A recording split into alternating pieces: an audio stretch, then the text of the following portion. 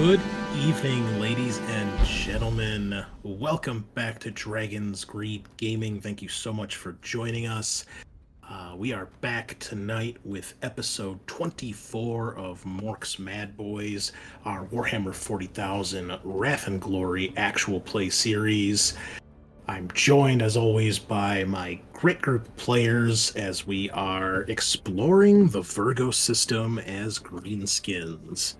But as always, before we begin, be sure you stop by Facebook to keep up with all the latest news of the podcast. Check us out over on YouTube if you want some video content. And be sure you stop by Spreaker, where we host the podcast. And of course, as always, be sure you stop by iTunes or Apple Podcast. Give us some 5-star reviews, help us continue to grow the channel, get the word out there, and reach more places. We are all over the place right now in the rankings and charts, man. We got Norway, Sweden, South Africa, Canada, Germany, and Lithuania still popping up, man. So all over the place. I love it. It's really, really cool to see. So thank you all out there when you're listening. I really appreciate it. It really makes this a lot more worth the time and effort. So I hope everyone's enjoying our content, and now that we've got more than one show out there, hopefully there's a little something for everybody, which we will continue to do when this campaign finishes. We're going to have some Merkbjör and some Blade Runner coming up in the next, I don't know, probably next 2-3 months or so. So keep an eye and ear out for that. We'll have more soon, more in the future. And our Tale of Four Gamers will be starting soon on YouTube as well. So be sure to check that out. Anyway, and of course, I gotta plug the old Patreon. We are probably going to have some changes to that coming up. It's been coming up on a year since we launched the Patreon. Or at least since we've been working on it. It's only really been out for like 9 months, but we're probably going to have a couple changes, maybe edit some of the tiers here and there, try to make things a little bit more worth your time and money, give you a little bit more value if we can, and, switch things up. So, every little bit helps. So if you're one of our patrons, thank you so much. And if you're not, go check us out over on Patreon. We've got a monthly Patreon-only Warhammer Fantasy actual play campaign that's turning out to be pretty awesome. You can also get your hands on some cool artwork that Kyle throws out every month. And there's also weekly early access to all the episodes. So if you just can't wait and you gotta be one of those guys that has to hear it before everyone else, then go check out the Patreon, because that's what we got. You can hang out on our Discord too. And we can talk and share great memes and images and pictures of my rolls where I roll 18 successes. So it happened. It was real. Anyway, let's hear from our players tonight. Tell us who you are, who you're playing, and your objective for this evening. I'll let you guys fight it out and decide who wants to go first, because I decide every week. So up to you. Have at it. Okay, so I guess I'll just go first. Unless anyone has any complaints? No? Okay. I'm Sean, and I'm playing Peppa, MD, and what did I roll? I rolled teeth, acquire some teeth. So I need to make some money as Peppa, that thing he loves so much. Excellent. Anything cool or exciting to share with the listeners? I got 30 skeletons from Etsy today for our Tale of Four Gamers, so 10 bowmen and 20 sword and shield guys, and now we're going to build them and prime them and try to paint them. Excellent. That's good. Good. Yeah. Great even. Fantastic. Yes. All right. Who's next? I'll go. I'm Eric. I play Loktar, the Commando War Boss. Tonight I am trying to add scrap to my personal collection, so that's my eyes set on some raiding tonight, so we'll see. Wonderful. Always good. And what's going on in the great state of Texas lately? Oof. Oof. Let's not bring up Texas. But I did buy new Berserkers and Chameleon Skinks today that I'm very excited to get going. I'm still building Angron. I'm kind of going slowly, making sure I get it all cleaned up well and green stuff, all the mold lines. And then I just finished building my Lord Invocatus. Is that the new special character on the Juggernaut? It is. Cool. And apparently he comes with enough bits to make the like standard character too. And I just so happen to have a Juggernaut without a rider. So 2 for 1. I'm actually working on my Lord on Juggernaut for the Tale of Four Gamers. I finally started cleaning that up, so working on that. But yeah, man, if you're gonna spend a lot of time cleaning and puttying a model, I guess it's the 500 point Primarch, right? That's right. Yeah. So you'd think I'd play 40k, with all these models I buy. So we'll see what I do with them. Play the game? God, I haven't done that in forever. What's that? How would you want to have fun? Okay. Yeah, I don't get to have that. Moving along, who's next? Yeah, this is Matt. I'm gonna be playing Brugavon Steel Ripper, and he's gonna be looking to apply the cunning of the orc god Mork to some situation coming up in this adventure here. Ooh, okay. So, I guess otherwise, on my end, my definitely very cool and interesting thing is that I got a dishwasher delivered earlier this week, and Sweet. man, is it fancy! It's got 3 shelves, one at the top for silverware that you can put in, but just the like side caddy, which it also has. I could fit like 100 forks in that thing. Oh Easy. my gosh. If I had Does- 100 forks, Does it auto load all the dishes for you too? that would be great. Yeah. It does not do that. It just has a bunch of weird adjustable sliders that I don't quite understand what the purpose is. Speaking of Ripper, I just realized I have that store anniversary Sergeant Ripper, the female Catachin. Just realized that's over here in the corner. Cool shit. I don't really know why I have it, but I do. So that's cool. I don't play Catachins. Well, I guess I sort of do. I have a Catachin armored company, but you know how that goes. What's their story? Is that a reference to something? Sergeant Ripper? No, I'm just thinking Ripper, Steel Ripper, I don't know. That's the correlation I drew in my head, at least. I mean, I thought the Catachans were like, the named ones were like your Arnold Schwarzenegger movie references or whatever. I don't know. think this one is. There's the other one. I don't remember what his Marbo. name is. No, not Sly Marbo. They did one that looks There's like Harkin Ripper, isn't there? I Who think carried a he was machine gun? He was the guy with the heavy bolter, I think. Yeah.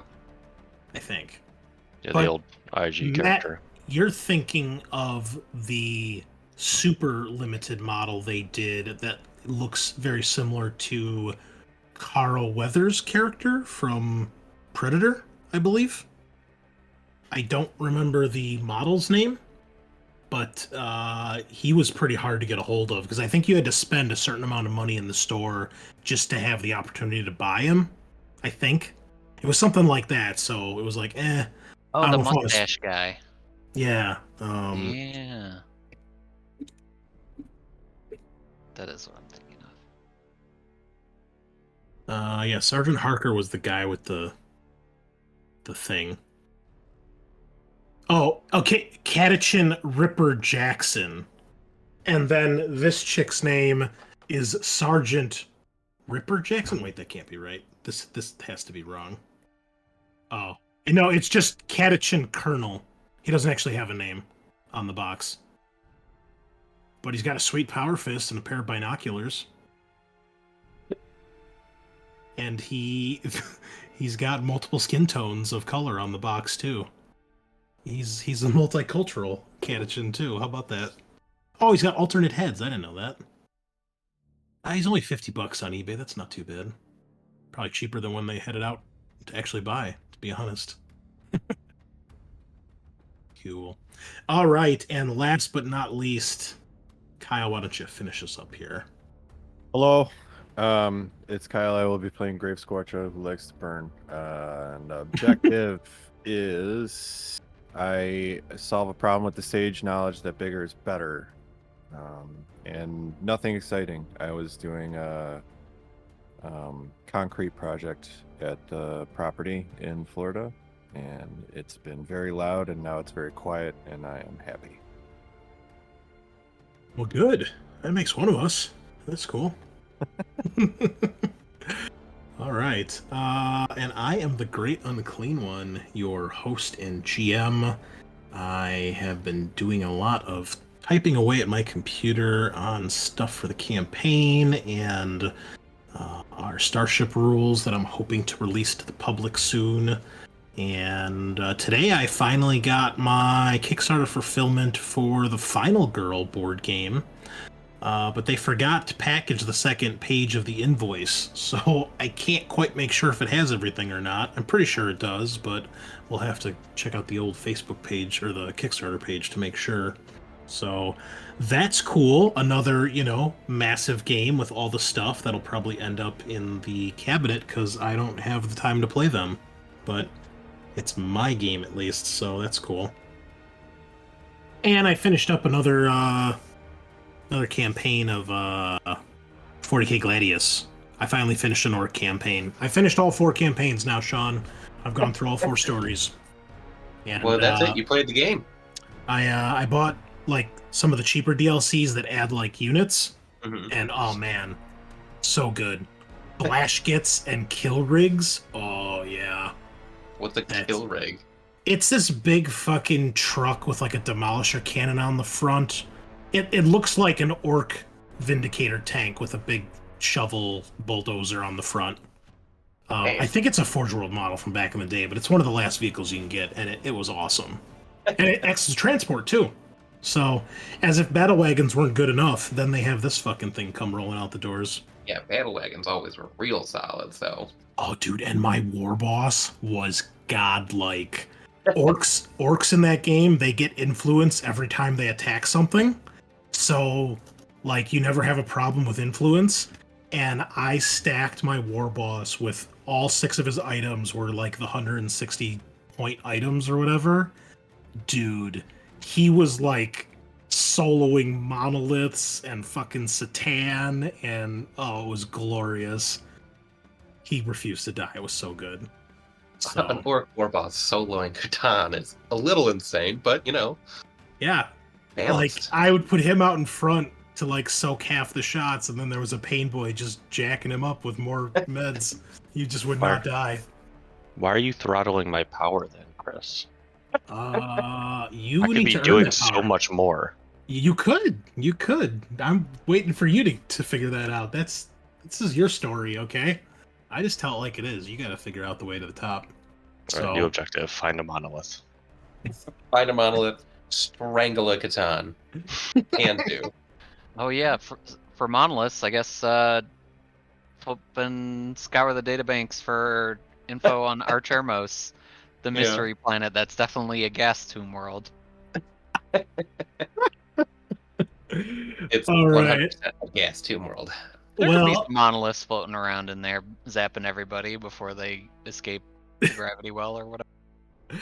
alas, we left. The players, you guys, had been, for lack of a better term, ambushed while traveling through the warp, as the Space Marine strike cruiser, the Imperator, had been following you this entire time. And as your journey neared its end, it finally launched its attack, fighting all 3 ships in the fleet and roughing you guys up pretty badly. Despite a very bloody and tough fight, many boarding actions were attempted, and many people died in those boarding actions. But finally, even with the massive critical hit that I thought was going to knock the ship out basically in the first round, the the elite crew of the Imperator died to a man trying to avenge the Marines and stop the Xenos threat. So you managed to take over the Imperator, but at a heavy cost to the rest of the fleet. And as you emerged from the warp, the fleet limped into the orbit around the outer planet of Dunevern, this ice hive world planet, and you began to set about repairing the fleet to some mixed success. Not a whole lot was done as far as hull and stuff like that, but you guys at least have gotten most of your systems back online. But the morale and crew of most of your ships is very dwindled and damaged. All of your ships are damaged as far as hull integrity, with the Imperator being on its last limbs here. Currently having 0 crew, if I recall. Or a very, very small amount of crew. So, you guys decided to try to hide out, do some repairs, and after about a week of doing that, Bashir informed you that he detected some warp signatures as a fleet of what he determined were 4 vessels have emerged from the warp. And he has guessed that it could possibly be part of the Imperial battle fleet. But you guys don't know for sure. So you discussed a lot about what you wanted to do and decided to take one of your newly acquired Thunderhawk gunships from the launch bays on the Imperator and go on a scouting mission to see what you might be up against and what the state of your foes may be. And you took a human or 2 with you in case you need to speak with them, hoping to perhaps mask yourselves as, humans and part of the Death Watch. So, I think that's where we need to begin. Any questions from anyone? Nope. Nope. Okay. Well then, that is where we will begin. So the 4 of you are on board one of the Thunderhawks. And you've got a small crew on board with you, including a human by the name of Lieutenant Gorman, who Vashir recommended you could trust should you need to speak with the other ship and play the part of a still loyal Imperial vessel. So, what do you guys want to do? We'd wanted to scout out the fleet with the Thunderhawk just to sort of see what we're up against, right? And scan them, guys. Is that still the plan? Yeah, that was my understanding. All right. Who is piloting the vessel? Or are you having just random orc flyboys do it? Oh, dibs. I get a drive if you're gonna make me go on a suicide mission. I might as well get a little excitement out of it. You better not kill us. I'll be so pissed if you kill us. Please give me a piloting test, Steel Rippa. Oh, did I show you guys I actually found some artwork for the Madboy module from Battlefleet Gothic? Ooh, Oh, that's so sick. cool. That's awesome. That's so cool. Bro. Got a little jacked up when I cut it. As you can see in Photoshop, there's some missing pixels, but you get the gist of it. Yeah. It's like if a gun fucked a piranha shark and it had an underbite. Yep. Good old orc underbite. Classic stuff. Now, if I go fast, can I count this as being in a vehicle at top speed? Yeah, but do you want to go fast? Quietly fast? Alright, fine. We'll skip that part. Running hot, but like really cool. Oh, All right. I can see that. 4 successes. Are you happy with that? I'll throw a rune in. Not rune. Whatever. Wrath. No more wrath. Hold on, I can fix that. We're resetting those, right? Yep. New session. Boom. Okay, that's a little Oh, better. Nicely Yeesh. done. 9 say. successes and 2 shifts. Do you want to shift anything? I'll do 1 plus glory and 1, I guess, to just general. Oh no, wait, it's just 1, right? Quality. Quality? Yeah. Why is it Playing not- casually. Oh, it's popping up on the other side now. Yep. I see. Okay. Alrighty. So, you guys begin to creep over the cusp of the planet, so to speak, as you're hidden on the opposite side. And go ahead and somebody can give me an augury scan. Someone who's not Steel Rippa, since he's piloting. What is an augury scan? It's one of those actions in the Starship rules. Yeah, let me look up. Investigation plus detection. Okay. I'll let you handle that. So DN3 is the basic scan. Basically, that will let you detect the presence of things within so many void units, and the more shifts you have, the farther you can scan. If you do the DN5, that's the focused one. That is where you can scan a particular object or ship to get specific information. So you probably want to do the DN3 one first to get the lay of the land, and then go from there. And what's the detection rating of the Thunderhawk?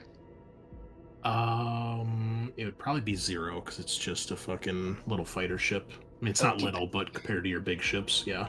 Well, Attack craft don't have detection values. gotcha. Okay. Well, I only have 6 dice on this, boys, so I will give it my best shot with that DN3. Hey, 4 successes. Okay, so from where you are, you're way too far away to really make out much, especially against the black of space. Unless you have a very brightly colored starship, it kind of just fades into the background. However, your scanners do eventually pick up the signs of 4 ships. Now, by the time this happens, you guys are able to actually see the ships through the cockpit window, because these regular scans, they don't have a massive range, basically 20 squares on a map. So relatively in space terms, you're fairly close. However, they do not seem to see you. What you see another light cruiser, the exact style of ship that the Vindication is, and then you see 3 escorts similar to the model and make of the Purging Fury.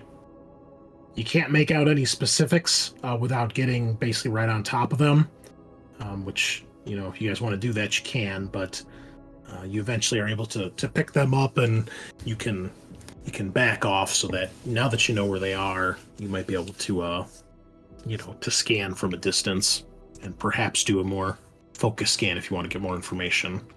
But there are indeed 4 ships. Okay, So again, here's the Dauntless, same as the Vindication. Oh, Starfleet Gothic ship. Right, boss. What do we want to do? 4 ships.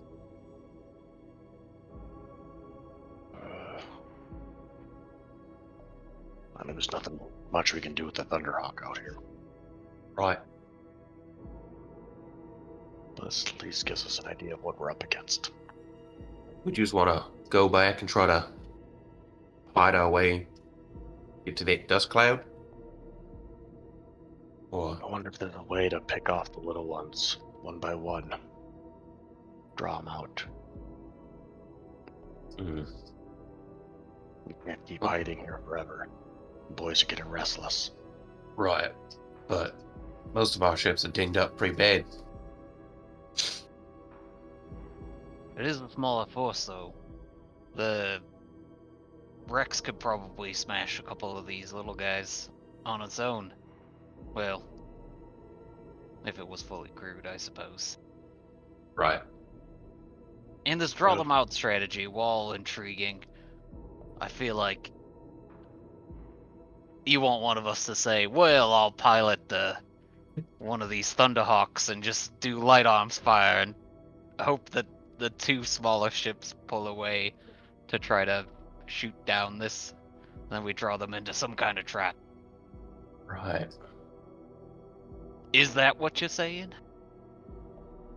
Maybe something like that. Cause I'll do it. We use the Rex for a shield. The Rex is still hanging together. Wasn't the Rex one of the more fucked up ships we have? Oh, if it is, the character sheet's messed up. I think we made good progress on hull Okay. integrity.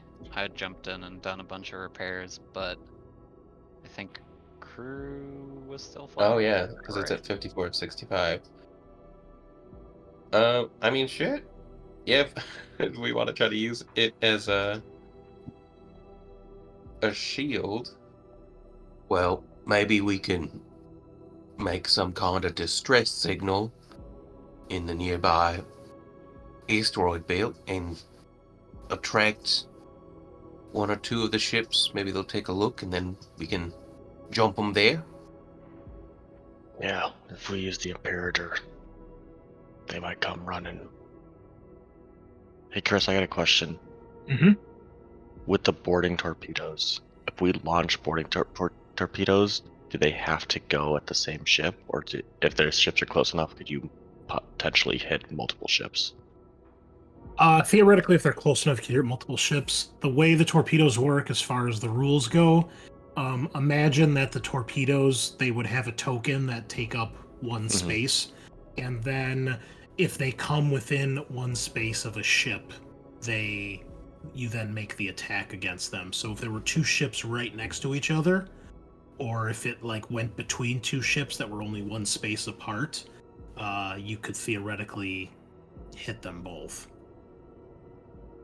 But keep in mind, when you make the attack with torpedoes, when you make the ballistic skill test, if you succeed, that means one of the torpedoes hits, and every shift allows another torpedo to hit up to however many you launch, which with your ship, it can launch a max of 6 at a time.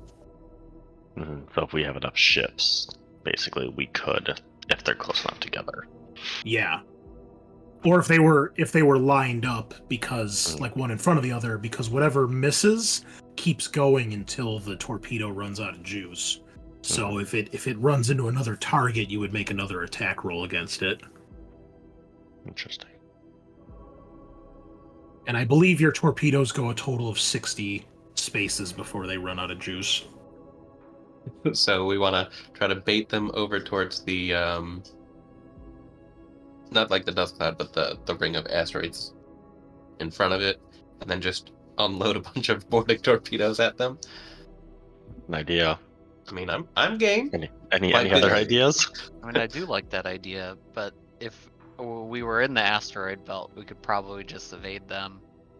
Like, can we throw our voice, so to speak, and get a signal coming from there? Or I guess, does it matter where the signal comes from? We just say, there's a distress, our location is so-and-so coordinates, and then that is the asteroid belt, and we don't actually have to broadcast from any particular location.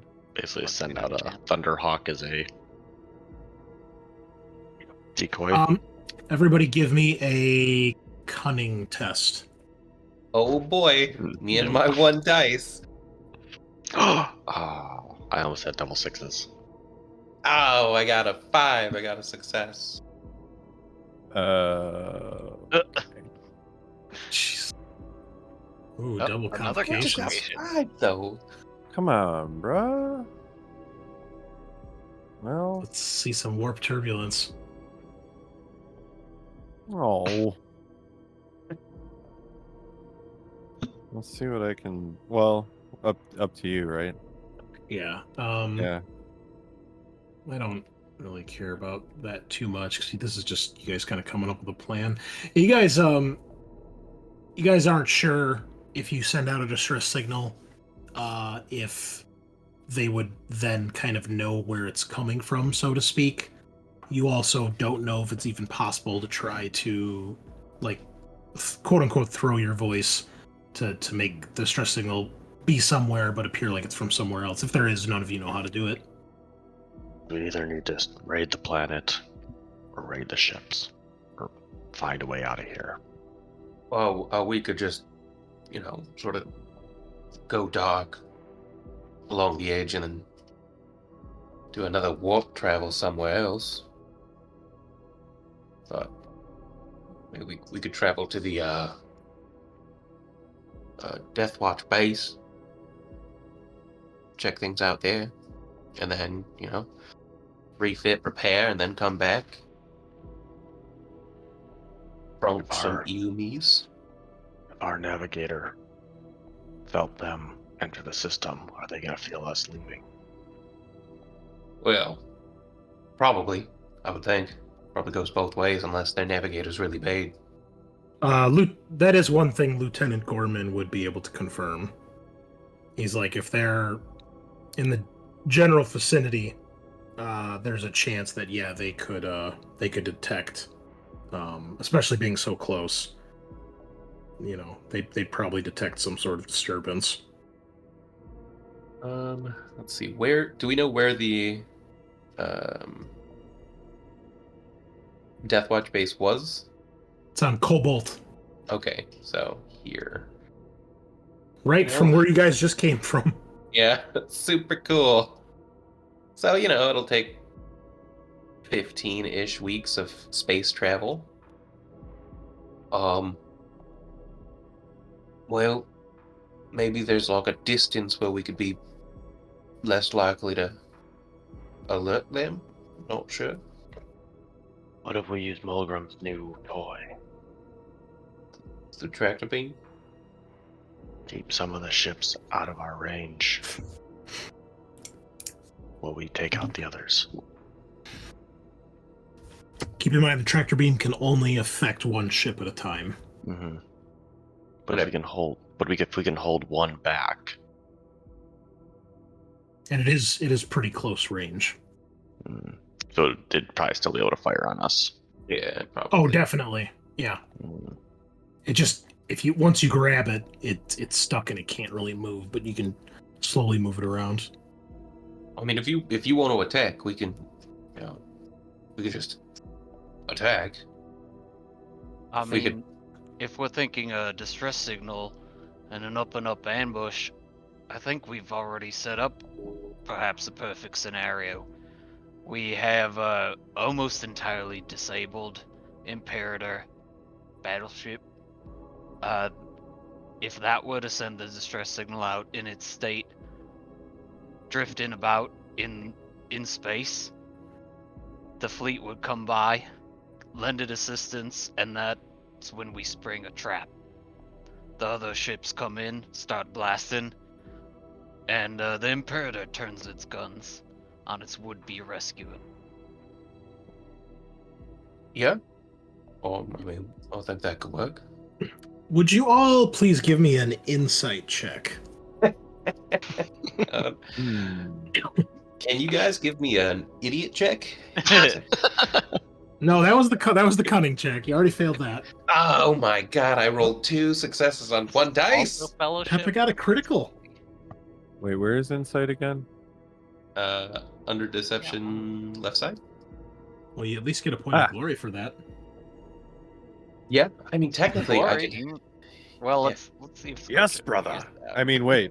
All right. Well, Okay. We have 3 successes on Scorcha. That's all you needed. Oh, thanks, bruv. So, Scorcha, you notice that Lieutenant Gorman keeps looking over at you guys like he wants to say something, but he's either incredibly intimidated or incredibly shy or just not sure how to broach the subject with a bunch of orcs. Scorcha stomps right up to his face. Oi, He Hear me. gulps. Do you want to say something? I mean, just a He would, and then Scorch is gonna wrap his arm around him like they're pals, and just shove him in the circle of orcs. So he takes his, he's got like a military flight cap on, and he takes that off, and he's kind of like holding it with both hands in front of him, kind of nervously, messing with it. And he kind of looks at Loktar and he says, I mean, we're already here. Maybe, we should kind of, maybe find out what the state of their ships are, or what kind of weapons they have. That might help if you're gonna, plan an ambush. It's good to know what you're up against. Be my guest. Grab the scanners. He gulps even more. And okay. Only I our like friendly this one. ally. Okay. So that is was it a tech test?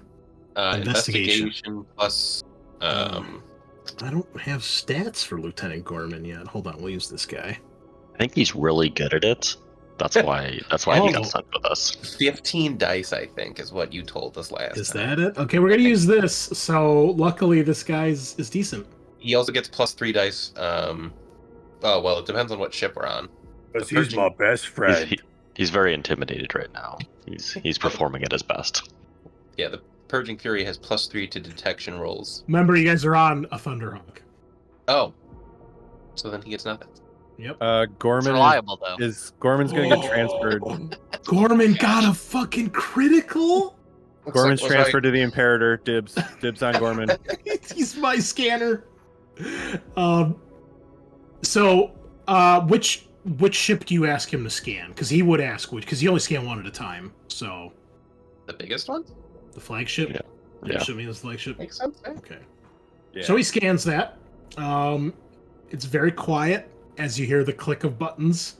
You see a couple beads of sweat dripping down the back of his head. He's got Slowly a growl. he's got a very military like buzz cut, and he takes his hat off, wipes some sweat, and then puts the cap back on. And then he starts to kind of feed you guys some information. And he says, it's definitely from the Imperial battle fleet in this system.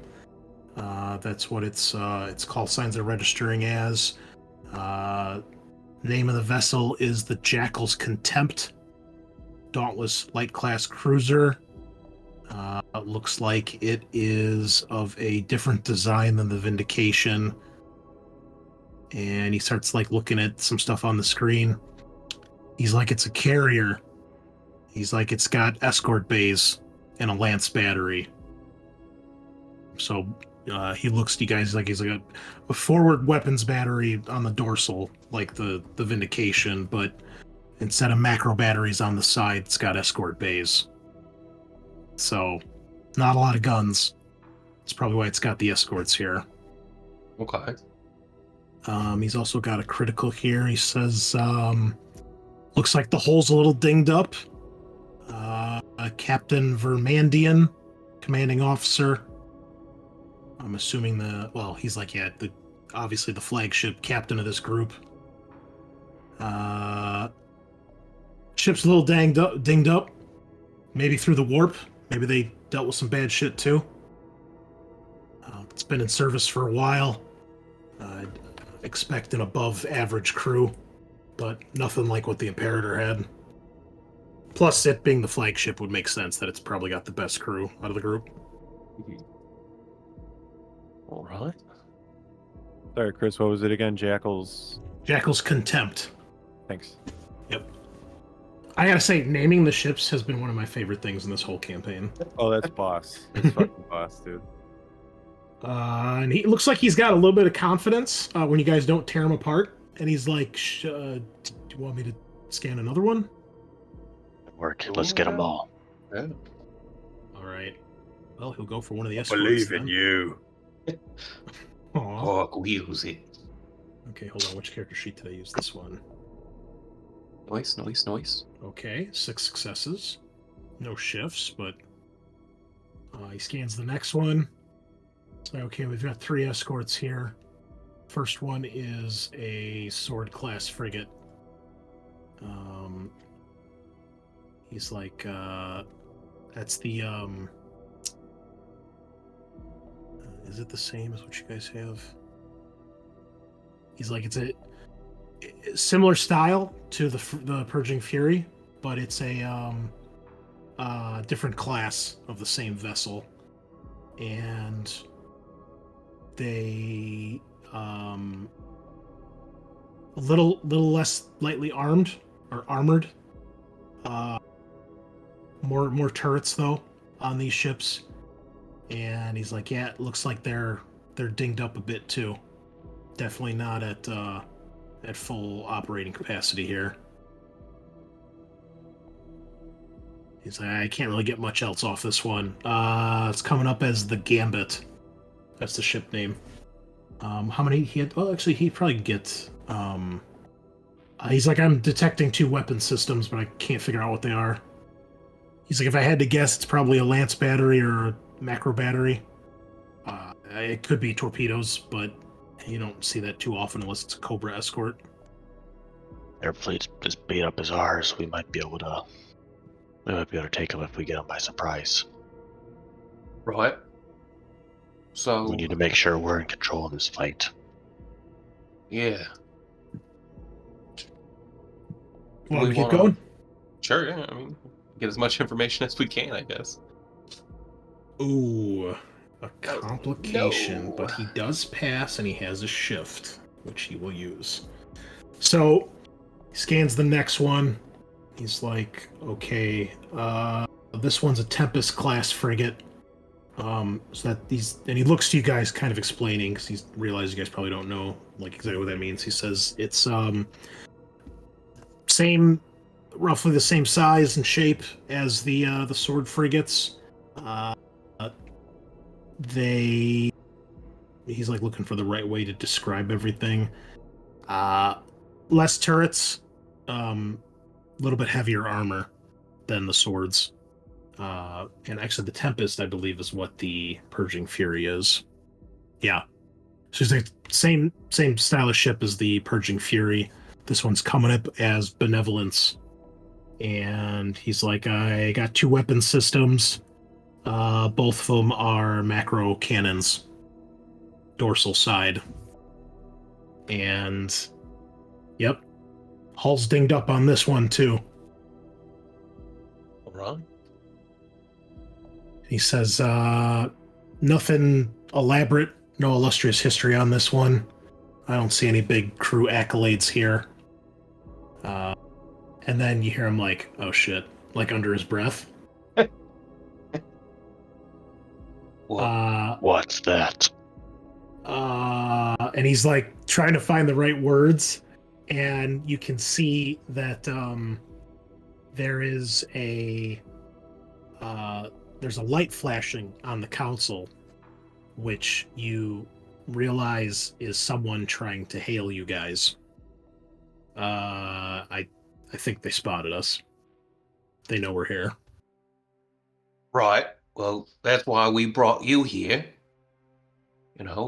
Scorcha would put a hand on his shoulder and go, I think you got this, little buddy. Isaac, what do you want me to say? Yeah, okay, Death Watch, yeah. And he like looks to you guys like what for specifics before he presses the button. Tell him that a ship busted up and you are looking for any sort of survivors down here. Wait, what? I don't know. What? Do we need to start our ambush? Well, keep in mind, you guys are separated from the fleet right now. Right, The fleet is like on the other side of it. Yeah, the fleet is on the other side of the planet. So, it's. Can we still contact our fleet? Yes. Well, we probably want to keep conversation to a minimum, and then just tell the guys who are hailing us to fuck off. We're Inquisition, and then we can ambush them. But then, how do we ask for help and draw them out later? Well, I mean, I don't think we're in a position to bring them to the fleet now, because we have to get back to the fleet, and if they start chasing us, they might kill us. And the fleet probably not ready to go toe-to-toe with another fleet. They were on a Space Marine mission. Right. Stop contact. He looks really nervous about opening that comms channel. Do we have to answer? Is there some kind of button we can press that just says "Mind your business, fuck off"? I mean, we don't have to answer. Yeah, whatever you guys want to do. Alright, Gorman, on a scale of 1 to 10, 10 being really bad, where will we be if we don't answer? I mean, It bothers me you're not answering. I like to err on the side of caution. And our fleet's pretty dinged up, so maybe it's probably better to answer. I don't. They might try to track us or think something's up, especially if they're chasing us. And then they detect someone out here and we don't say anything. All right, eh? So, boss, do we want to try to bring them back to our ships and start this fight up right now, or? As long as we can get Mulgrim on the line to get fleet ready. Get Mulgrim on the line. Can I phone a friend, Chris? Tell him that tractor beam better work. I guess Bring I'm the just party to wrong, you. but You is there can- any chance that like a Thunderhawk would be traveling through the warp with the Imperator, and we got split up, and now we're trying to catch up with to the main fleet? Could we be like, oh, we just got waylaid? Or the planet would have The Thunderhawks don't. Thunderhawks. Fighter craft do not have warp drives. I They didn't can't think so. traverse the That would warp be themselves. And you would not send fighters out of a ship that's in the warp because the crew would go insane the second they leave the hangar. We can say that our Because fighter craft also don't have Geller fields, so we could say that our ship's engine was damaged, and we were making our way towards the planet to possibly enlist resources or assistance. Yeah, we could say we're trying to make repairs, then just sort of get close to the planet and not land and scoot back to the other side. I doubt the scanners would, or they'd follow us too deep into the atmosphere. We could We tell probably them- hop in and out. What if we tell them we've eliminated the orc threat? And we're scanning additional vessels in the area for more Xenos. Oh, now that's an idea. Oh. Send the Imperator out and be like, we got him, lads. Mission accomplished. I like it. okay, is that what you tell Gorman to try to relay? I'm Yeah, down. come on, Gorman. You could do this. All right, I need someone to give him either a persuasion, intimidation, or leadership test based on how you're trying to coerce him or encourage him. I'm all over this leadership thing. Our leader is gonna lead her. Damn, you got a good amount of guys. Oh, critical! Blood axe for the win. The leader shows his stuff. Okay. For each shift you put towards this, you can give Gorman another dice. Ooh, baby. All right. Yeah, just load him up. Yeah, Okay. all three, baby. All right. So, what specifically do you tell him to say? Just want to make sure I get the message right here.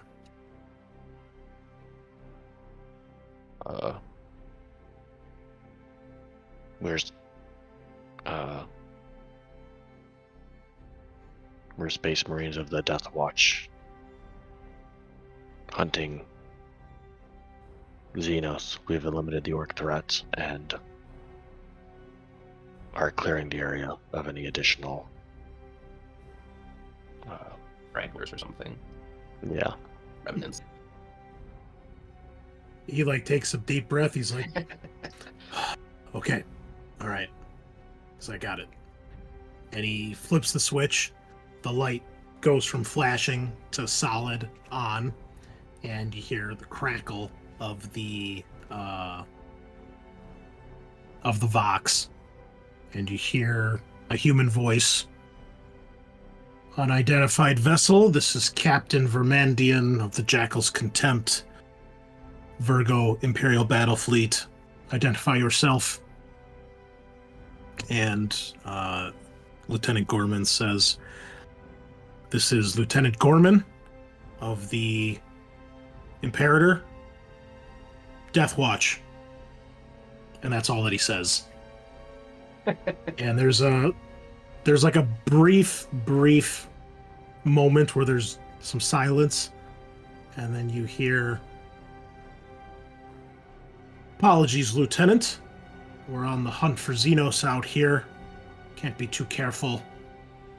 Might I ask where your ship is and what you're doing out in these parts? And we're going to make his test here. Okay. Not amazing. We throw a glory at that? Sure. Okay, we'll do one more. So we've got 5 successes so far. Here comes the 2. Or a 6. Gorman, you sexy bastard. All right, 7 successes. I guess I should probably roll for this other guy too. So glad I called dibs on Gorman. Yeah, he's gonna get his own character sheet now. Yeah. What is Fuck, persuasion? I'll stop playing Gravescorcher. Backup character. Yeah. Eventually, you see Gorman. Looks like he straightens up a little bit, and he says, "That's a negative, Captain. The Death Watch business is our own. Location of the Imperator will not be revealed. But we are all also out here hunting Xenos as well. Perhaps we're after the same foe." You hear Captain Vermandian say, "Understood, Lieutenant." And then there's another silence, and then Gorman says, "We've been tracking some orcs through the system. And he kind of looks over his shoulder to you, Loktar, and he says, we found the bastards, took them out, crippled their fleet, or what was left of it, and, we're just out on a scouting mission. Keep the surrounding area clear, make sure there isn't anyone else lingering or out here trying to skulk about. And so far, everything's clear." And you hear Captain Vermandian respond, "Excellent. Had I known Death Watch were in the system, I would have sent a request for aid. We could have assisted you." And Gorman kind of looks at you guys, then looks back at the Vox and says, "No assistance required, Captain. Adeptus Astartes were more than capable." And then, he kind of looks to you, and he kind of asks, like what next, sort of thing.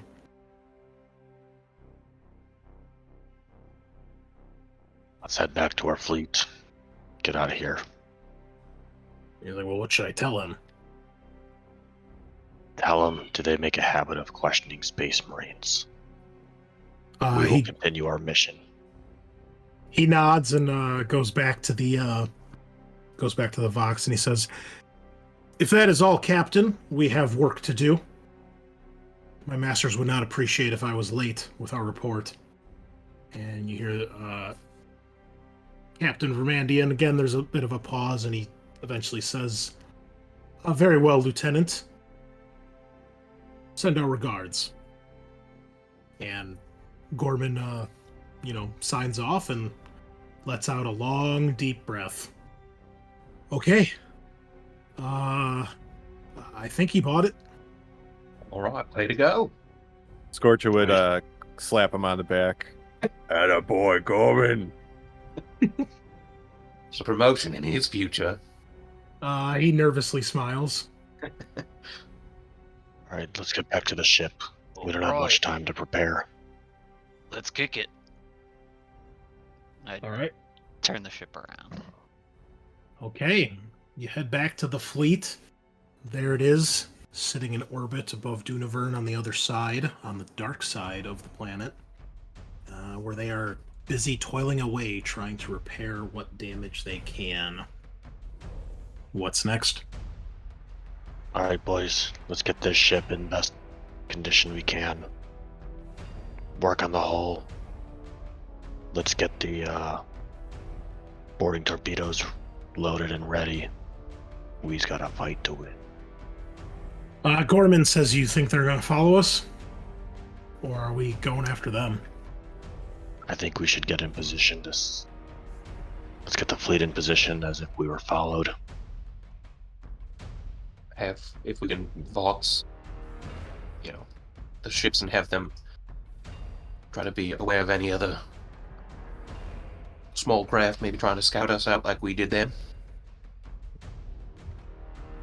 Yeah, you can do that. You can get in touch with Mulgrim, and he'll have the fleet, on alert with their scans out, making sure nothing's coming your way.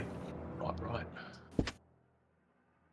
And eventually you do return to the fleet, and all is quiet for the moment. So what would you guys like to do in the meantime? So, do we want to ambush them with the SOS, or do we just want to try to sneak up close to them from behind with our ships powered, pretty low, and then blast them down the backsides? I think after we've made contact, they're going to be extra alert. Right. We need They to be might. prepared for them following us. Yeah. And they also might not believe, an SOS, now that we already told them we're Death Watch and stuff.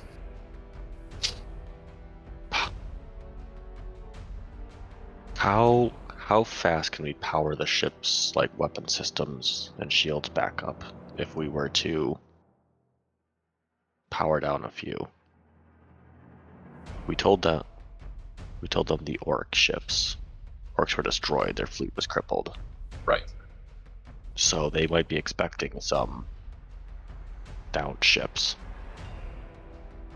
I would say it would probably take a turn to power everything up. I don't even know if there are rules for that in Rogue Trader. I'll take a quick look here, but if not, that's what I would say.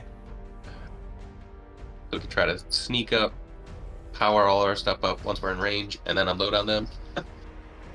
Or Basically, convince them that the ships are dead, power them back up, and start firing. yeah, we could have the Imperator, radio them and I don't know, ask their help with towing the wreckage or something. Because now there's none of these are actually orc ships. They're all Imperial ships. So the Imperial might want them back, right? True. But we don't want to run the risk of them just casually bombarding their ships.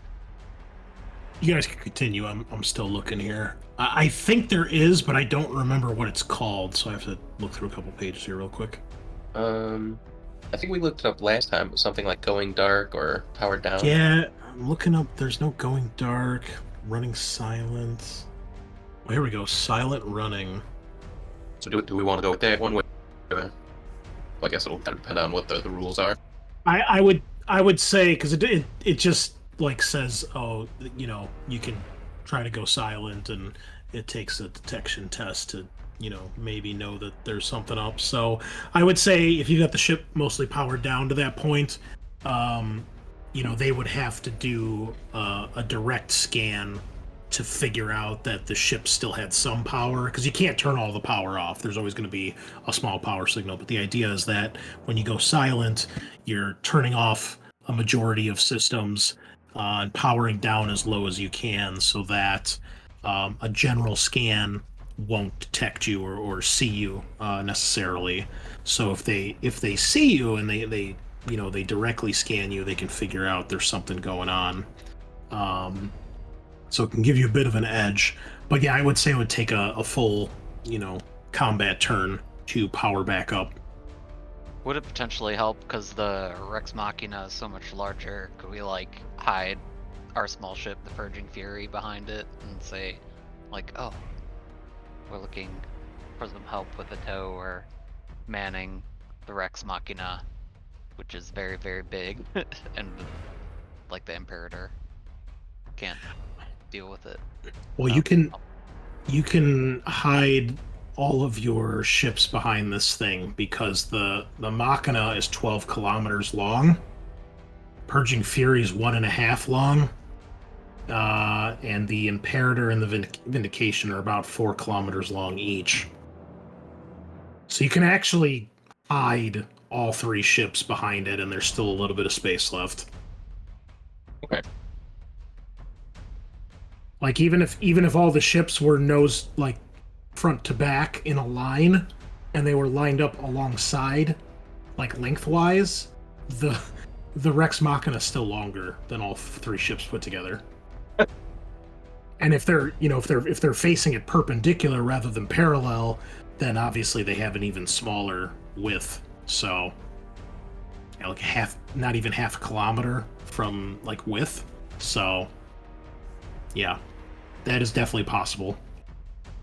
What do you think, boys? Who's got a plan? We've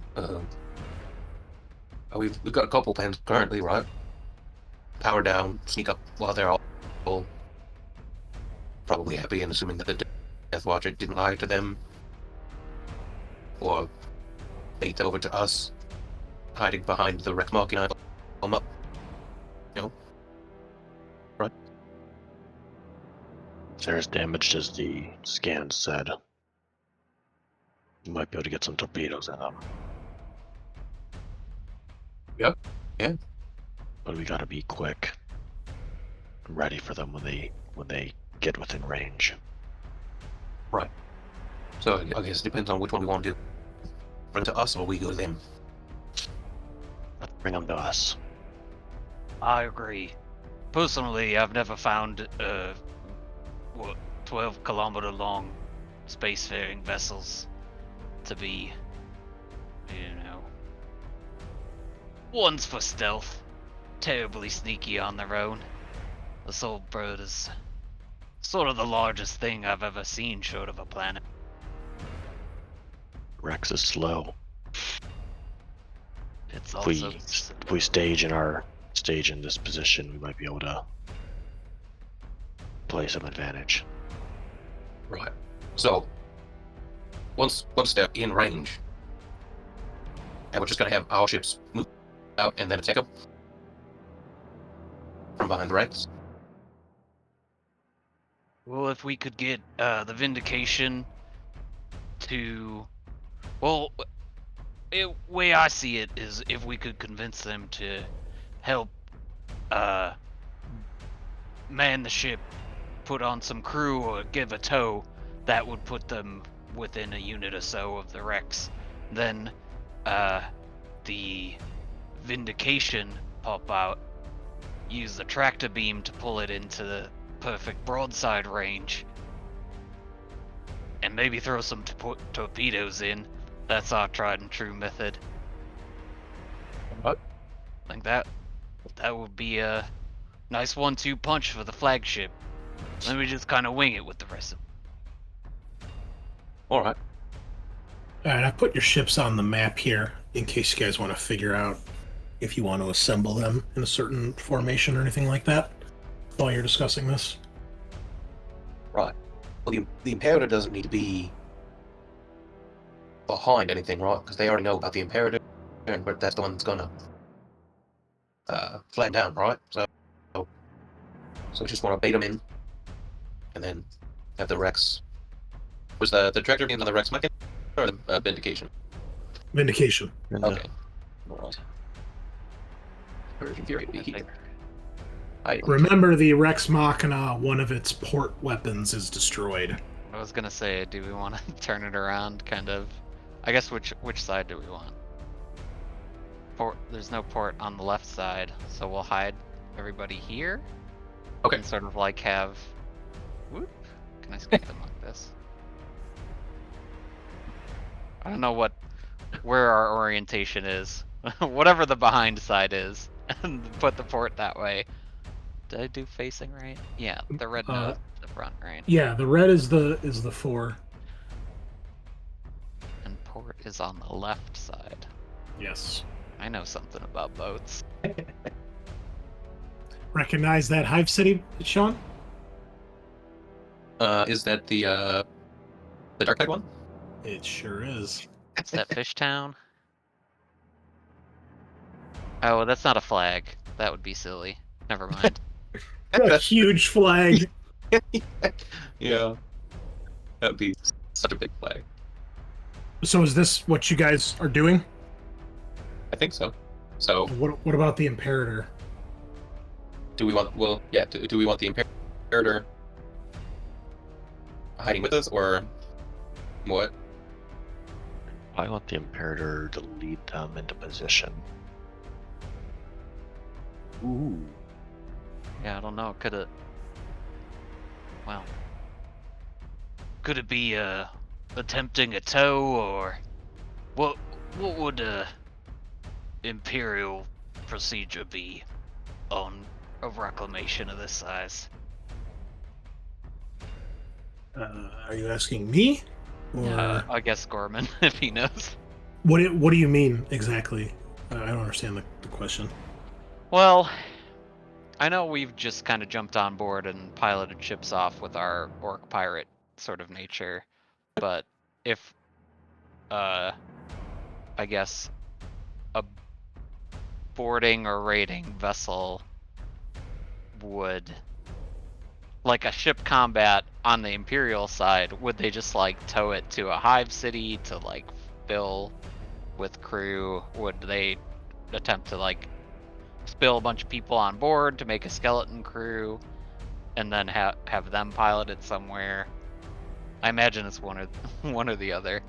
I guess the latter is kind of what we've been doing, so that seems like, oh hey, we've taken surprising losses on this Imperator, and actually maybe if you guys could come over here and scoot this ship away, or we could just, I don't know, maybe they would just blow it up because Xenos. He's like, well, if their orders are to hunt us down, then I would imagine they would probably be more inclined to destroy the ships. Typically, don't worry about capturing a vessel unless that's the opening is there. If they came across a bunch of adrift wrecks, then they'd probably send boarding crews to investigate, and since these are Imperial ships, they would probably try to reclaim them if they could be repaired and brought back to a port. What if we just drag the Rex Machina into a port? Kind of keep the charade going. He's like, there's no starports around here. Not that I'm aware of. Just slowly scoot away into the asteroid belt. So, do we want to vox them with the Imperator? Let them know that we found a wrecked Mechanicus ship that needs investigation. Yeah, I'd say. Will we have the Imperator like looking at the Rex Machina, or like yeah? Kind of side by side, I think. Yeah. Okay. Yeah, we could decoy that the Imperator is going to investigate this and requires assistance. I don't know. They seemed very eager to help the Space Marines earlier. Make them feel like an honor. Let's not give them time to question it. Hey, I like that. Usually we could work together, now's your chance. Jump on into this boat. Oh, no, just the fella to talk to him, too. So what exactly is your plan here? Are you guys waiting in hopes that they come and investigate and followed you? No, I think at this point we're calling them to come out, Right. assist. So, via Imperator.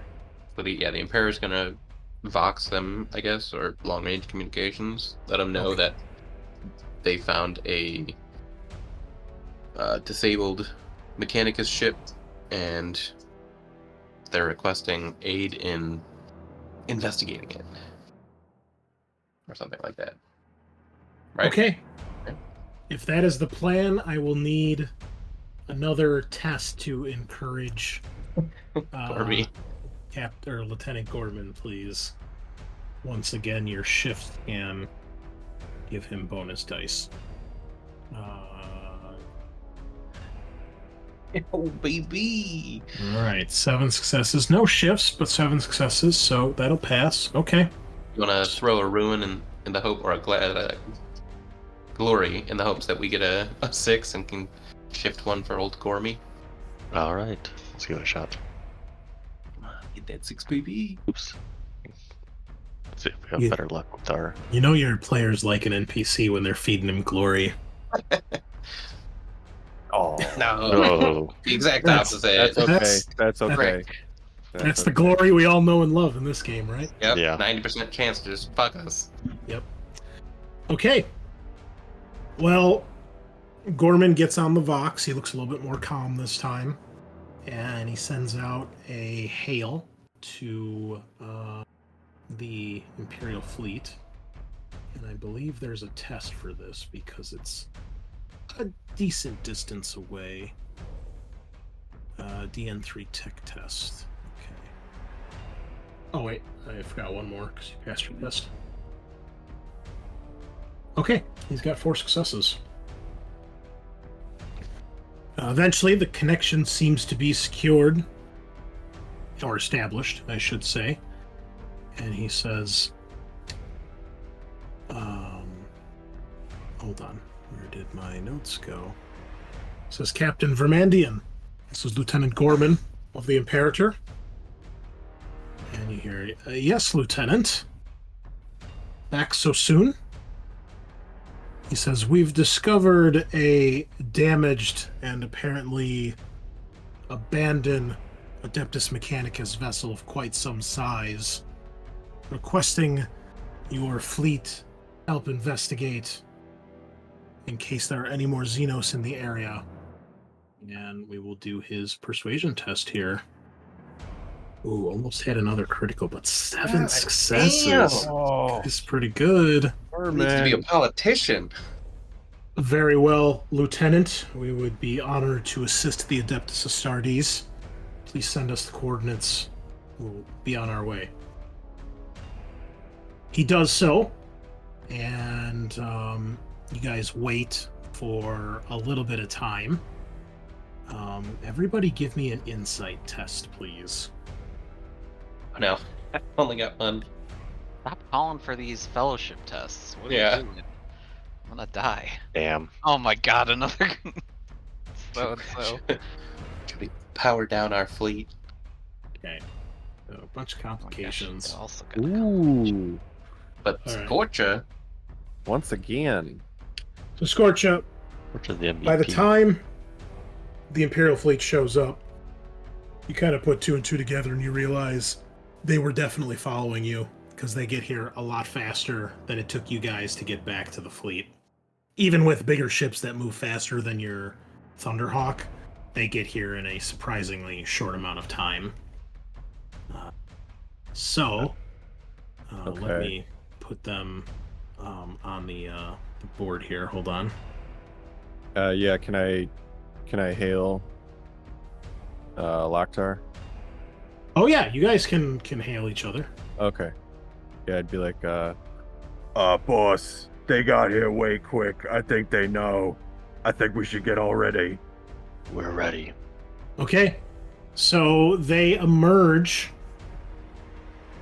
from up here, the north, basically, and they are moving, in your guys' direction, and they'll start on the edge of the map, but it's more like this. So they you eventually get them on your sensors, and you can see them on the eventually getting into view as they draw close enough. And nothing seems to be amiss at the moment. Now the other 3 ships are all powered down, correct? I think that was supposed to be the plan, so that they can't Yeah. immediately be alerted to the fact that. No, I want to make sure that the Machina, the Vindication, and the Purging Fury are all powered down right now, right? Yeah, that's what I think. But, yeah. Yeah, but ammo's loaded, boarding torpedoes loaded, ready to go. Sure. Yeah. That's not a problem. Okay. All right. Well, eventually they emerge on the edge here, and they begin to slowly approach. And eventually, Captain Vermandian comes back on the Vox. Lieutenant, what is it that you found here? I haven't seen a conveyor class or a universe class vessel in quite some time.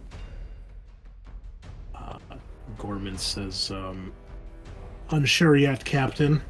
And we're preparing to, we're doing our own scans right now, then preparing to send crew to check it out.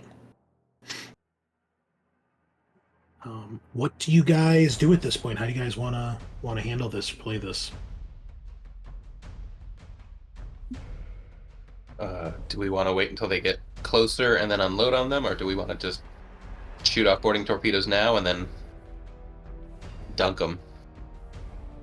I just want to make sure your ships are facing the correct direction, too, the other 2 ships, because right now they're both facing this way, to the right of the map. How do I change rotation? Hold Control and mouse scroll. Oh, nice. Okay, there we go.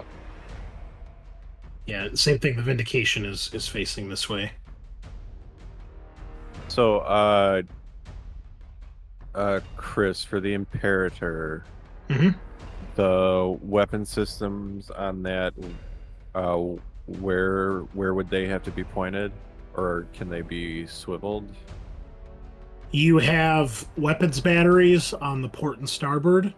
Okay. You have a launch bay for your attack craft on the prow, the front of the ship.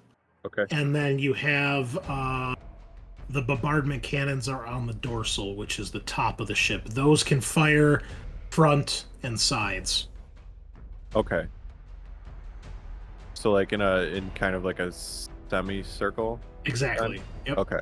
It can fire in any of the 3 arcs, so you can see the line goes like this. Oh, I gotcha. Yeah. Okay. So it can I'm fire learning basically every arc except the back arc. Those can fire on. Okay. The aft arc is the back. What about the Vindication? Is the Vindication facing this? It's facing this way right now. It's facing towards the Fury. They're like face to face. Okay. I think it wants to face. Does the boarding torpedo come out the front? Or they come out the side? Yeah. Prow. Yep. Okay. So yeah, they're gonna. Well, you guys didn't. I'm assuming you guys were like that because you didn't know where they were coming from. They just happened to be coming at an angle from you guys. So, okay. What's the speed on these guys? It's at 7 and 8 mostly. Yeah. Okay. Well, they would move forward a little bit here. Oh, hold on. They're scanning as well, obviously. That is a DN5 investigation plus detection test. Detection. Make a few rolls here. So, the captain. Well, the ships are all scanning at this point. You guys on the Imperator can tell that, and they move. They'd move 4. They'd probably turn a little bit too. So they begin moving towards where the Rex Machina is at, and Those on the Imperator, you can tell that they're obviously doing scans. And Captain Vermandemir, he comes back over the Vox. I'm sorry, Vermandian. He says, the ship seems relatively undamaged, but systems and power seems minimal. And Gorman chimes back. Yeah, we're getting the same thing on our end, Captain. We're preparing some of our shuttles now. Perhaps the orcs got to this before we did. Maybe they boarded it and took out the crew. And at that point, you hear over the Vox another ship. And Kyle, you've got the Imperator, right? You're the captain of the Imperator? Correct. Okay, so you would hear this over the Vox, since you're there with Gorman. You hear another one of the ships say, Captain, getting some other weird interference, or another signal of some sort. It's faint, but I don't know. Maybe they've got a ship in the cargo hold or something. Those things are huge, right? There might be something in there. Maybe another vessel they captured? What do you guys do? Boys, go! Look, before they figure it out, boys.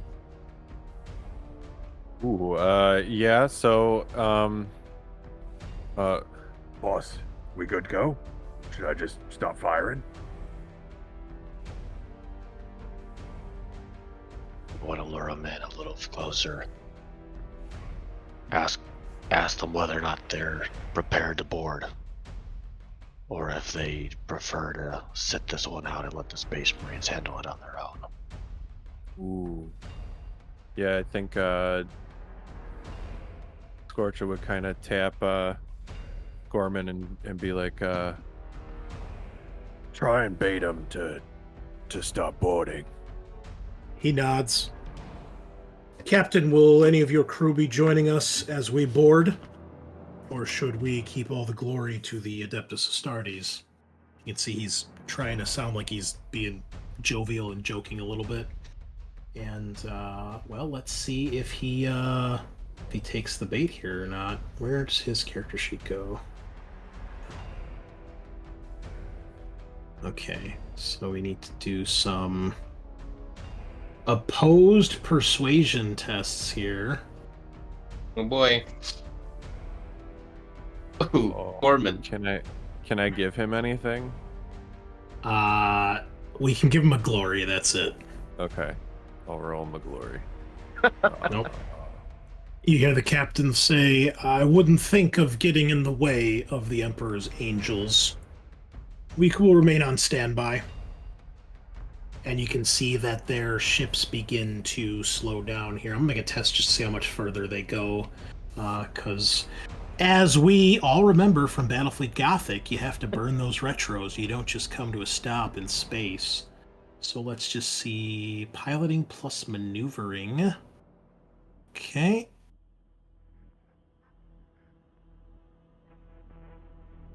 And we've got 2 shifts. So they go 1 less.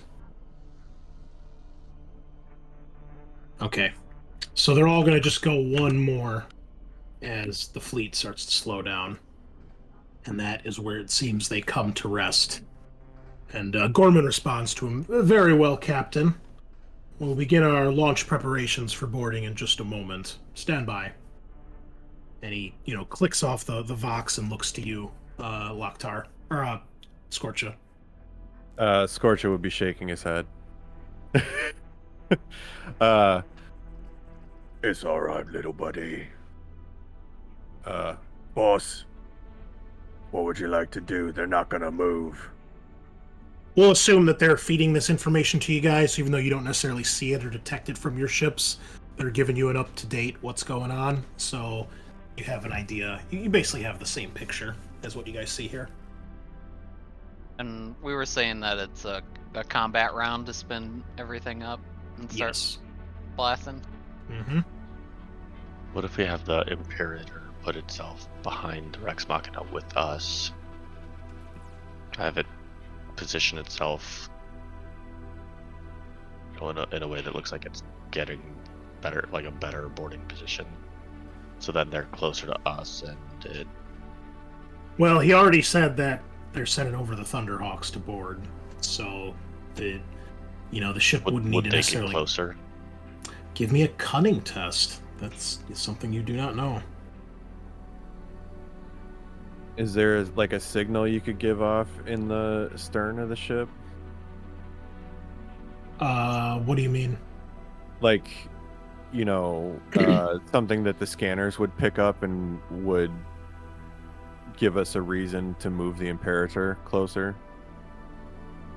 They did say they thought something might be in the cargo hold.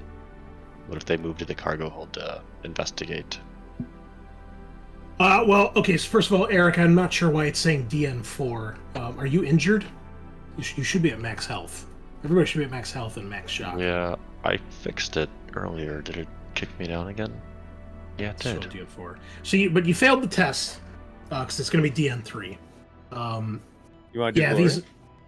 We got one more. You got one left. Sure.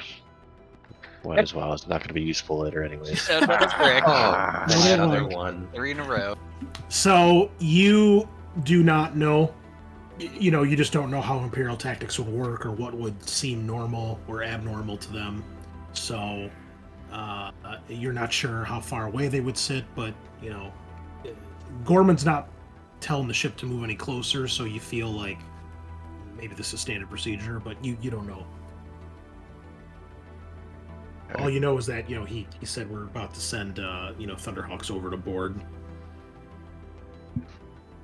And honestly, it's probably just going to be one Thunderhawk because, Space Marine chapters only have so many dudes, and there's only going to be so many Marines on board a single ship anyway.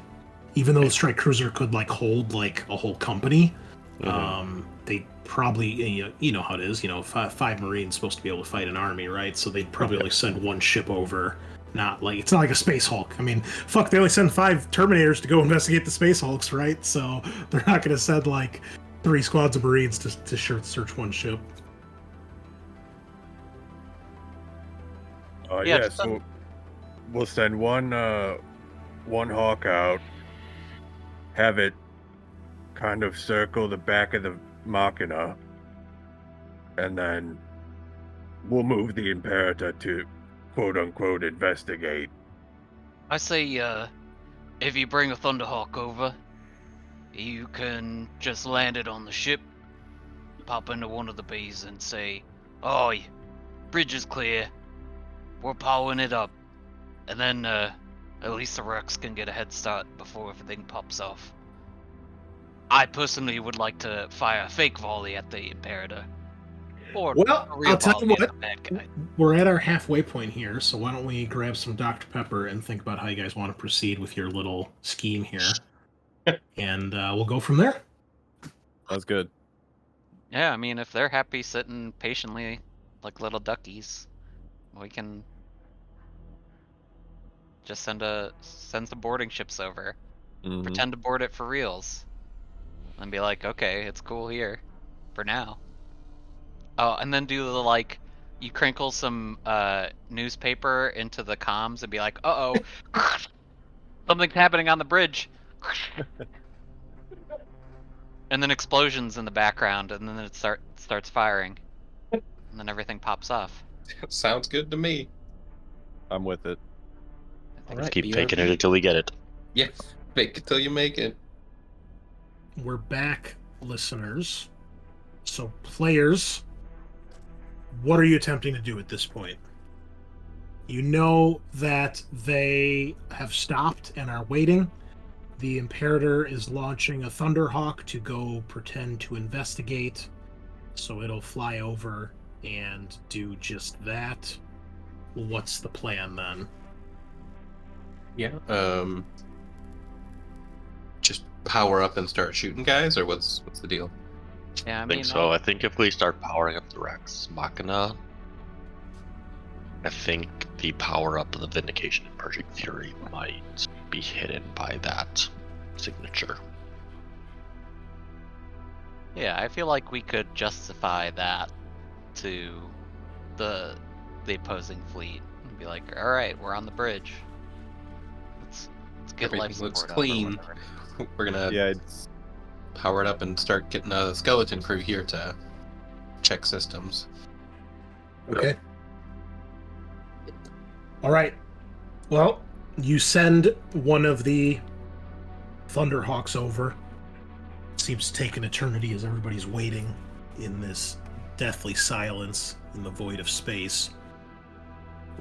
Everybody seems to understand what kind of situation you're in right now. Eventually, when enough time has passed, you enact your little charade here, where they we'll say that it'll be on open comms. Your ship crew that are on the Thunderhawk, they get up to the bridge, or pretend to, and eventually give the signal to Steel Ripper to start powering it up. You're on the Rex Machina, right, Steel Ripper? Yeah. Okay. So yeah, they comm over. We've secured the bridge. The ship appears to be empty. No sign of crew other than bodies. And looks like they're trying to play it off like this thing has been attacked and boarded. And, they're saying things like, it looks like they've torn through here and ripped stuff up. Clearly it was the orcs. They've looted stuff. And we're going to try to see if the ship's got power and get systems up and running. At which point, Steel Ripper, you begin to power up the ship. So the Vindication of Purging Fury, you guys are trying to power up at the same time and hope that theirs masks yours? Yes. Okay. Yeah. All right then. Let me make a roll here. Okay. Machina. So something that we didn't have in the rules before, but I want to clarify. Whenever you make the augury scan or the focused augury scan action, if you roll a complication, then on a regular scan, then anything in the area that's scanned, it becomes aware that they have been scanned. If you get a complication on the focus scan, not only are they aware that they're being scanned, but they know where the scan is coming from. And that is what happened back when you guys first met their fleet. He rolled a complication, so they knew they were being scanned. That's when they started to hail you. So this time, Rex Machina, you realize that the Gambit, the ship in the front here, is definitely scanning in on you more. You're assuming that's the same one that scanned you guys before and said something about detecting another signature. You can tell that they are scanning you this time, still. And you hear him again. He says, Captain, I'm getting some weird readings from that ship. I can't tell if there's like another energy signal or if the other ship, if there's something else in the bay, but there's definitely some anomaly going on here. And you hear the captain responds, keep an eye on it. I want all weapons locked on that ship. And you can tell that they all begin to lock weapons on your vessel. Oh boy. Awesome. Chris, sorry, I just wanted to be sure. Like, when you say the Imperator were to join the charade and lock weapons, what time would it take to retrain them on the patrol? Not very long. I mean, especially because, like, your weapon's on the port side of the ship. They have no way to lock on to the enemy fleet right now because they're facing the wrong way. The only ones that would be in question would be the dorsal weapons. Okay, so I would, it'd be probably an inconsequential amount of time. Yeah, so Scorcher would order the Imperator to, keep the charade going and lock weapons on the Machina. Okay, yeah, Gorman begins to issue those orders to the rest of the bridge crew, which then issue them to the weapons batteries. Couple long minutes go by, especially for the Rex Machina being so huge, as these ancient machines whir to life. Machine spirits are coaxed back to a state of awake, and eventually all of your ships appear to be powered up, and they don't seem to realize that the other two ships are there. I mean, they clearly know something's up, but they don't know what it is. We can use the Purging Fury maybe to go around the back. Like over here? Yeah, maybe. And keep in mind the Purging Fury is facing the wrong way. Yeah, I'm facing this way. I thought we fixed that. No, originally I was facing the back, but then we flipped it. You guys were facing each other, like face to face. So Okay. Okay, well, you don't have a whole lot of time to discuss here. So I mean, it's just time to go balls to the wall, boys.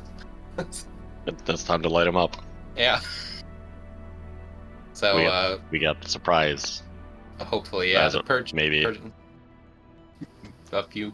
So like maybe. Locktar, I need to know, like, what do you say or what do you order the fleet to do? Because just want to like stress the situation here, right? The Imperial fleet is at a stop.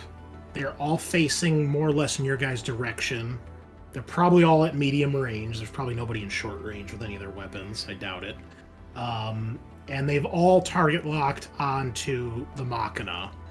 So you know that they are ready, like, they'll be ready to fire at a moment's notice. All your ships are powered up, so they can start to take actions. And the Imperator's playing with the charade, so it seems like they have convinced the Imperial fleet that they're on the same side. So, whatever the next words out of your mouth, they're probably gonna start the combat, and we're gonna go from there. So, just want to stress, like, make your order clear, or as least nebulous as possible. Okay. And how Don't far? just be like, let's get them, because that might not be a great plan. Scorches it on you. Burn them. Jeez. Oh yes. How long is the range of the tractor beam? It's on your ship. It's in the weapons, just like the others. Okay. Just check the stats, just like any other weapon. Okay. Oh wait, hold on. Oh wait. The range is 5. I didn't put it on the thing. Okay. That's at 1. Yeah, so it's on the main page. Let me fix it here. So the base is 5, which means the max is 10, and short range would be 2.5, and we round down in this game, so 2. Oh no, its maximum range is always 5. My bad. Well, that makes life really easy. Ooh, I gotta get a real close. Okay. Okay, I think we should. It is on the dorsal though, so it can fire front, starboard, and port. Okay. I think we should send the Purging Fury still around the back here. They could also kind of be blocked a little bit by the Imperator. All right, well, put it this way, Eric. You don't have time to like assemble a plan, so you've got maybe a couple words or a couple sentences you can shout out. So I'll let you issue one order to each ship, and then we're starting. Okay. Purging Fury, go around the back, flank them. Everybody else, light them up. Imperator, go. Hit the escorts first. Got a Hit the quick, gambit. I guess, logistics question. We play this kind of on a plane, so, or I'm assuming we play this kind of on a plane. So you don't have to worry. Vindication You don't have to worry about up and down. You only crash into a ship if you actually try to ram them. Otherwise, you just fly past them or through them. Okay, cool. Just so like in we don't have to worry BFG. about this 90-degree alien angle that Rex and Vindication are at right now. Yeah. Okay. I mean, I would say for you guys, yes, because you specifically hid your ship behind each other. But generally, in the chaos of a combat, you don't have to worry about that. Okay, I think I'm moving first. Well, I guess it depends on how we do the mission, but Okay, so Purging Fury, flank them. Everybody target the escorts. Anything else? Vindication's launching boarding torpedoes. okay. I think I want to do my silly gambit, which is to tell our buddies that had jumped on from one of the boarding ships to leave their comms open. And I jump out and say, "Oi, what are you doing on my ship?" And then we start clanging weapons together and making a loud ruckus. And then he goes, "Ugh!" And we power everything up and Okay. All right. Well, we're going to go to initiative here. I don't think either side really has the drop, except that I'm going to say that all of the ships do currently have a target lock on the Rex Machina. They've had more than enough time. I'm not going to make them take tests. So they are all target locked should they open fire on you. But otherwise, I think we'll roll initiative here as normal. So let me... Everybody start loading them up. I'm going to do all their initiatives separately since it's 4-on-4 here. Oh, now can I do I do my initiative or can I do crew initiative? When you do, so yeah, we got to make sure we're doing this right. So initiative for starships is the captain of the vessel. Oh, okay. And you're gonna have to you take add one out. and you add the detection bonus of your ship to your dice pool. Okay. So you'll probably just need to actually roll dice rather than hitting the d20 on there. All right, listeners. So we have our initiative order here. We've got the Imperator at 8, Vindication at 6, Purging Fury at 6, Jackal's Contempt at 5, Rex Machina at 4, and then the escorts at 3, 2, and 2. So most of your fleet is going first. Rex Machina has a critical. So even though you are last of the ships, you get to go first this turn because you just put the pedal to the metal. It appears your fake fight with your crewman, he really sold that death noise, and they're believing it. So as he dies on the Vox, you get to go first. And we will begin. Let's roll. All right. Sounds good. So aboard this, we can have the crew do an action, and then I can do an action.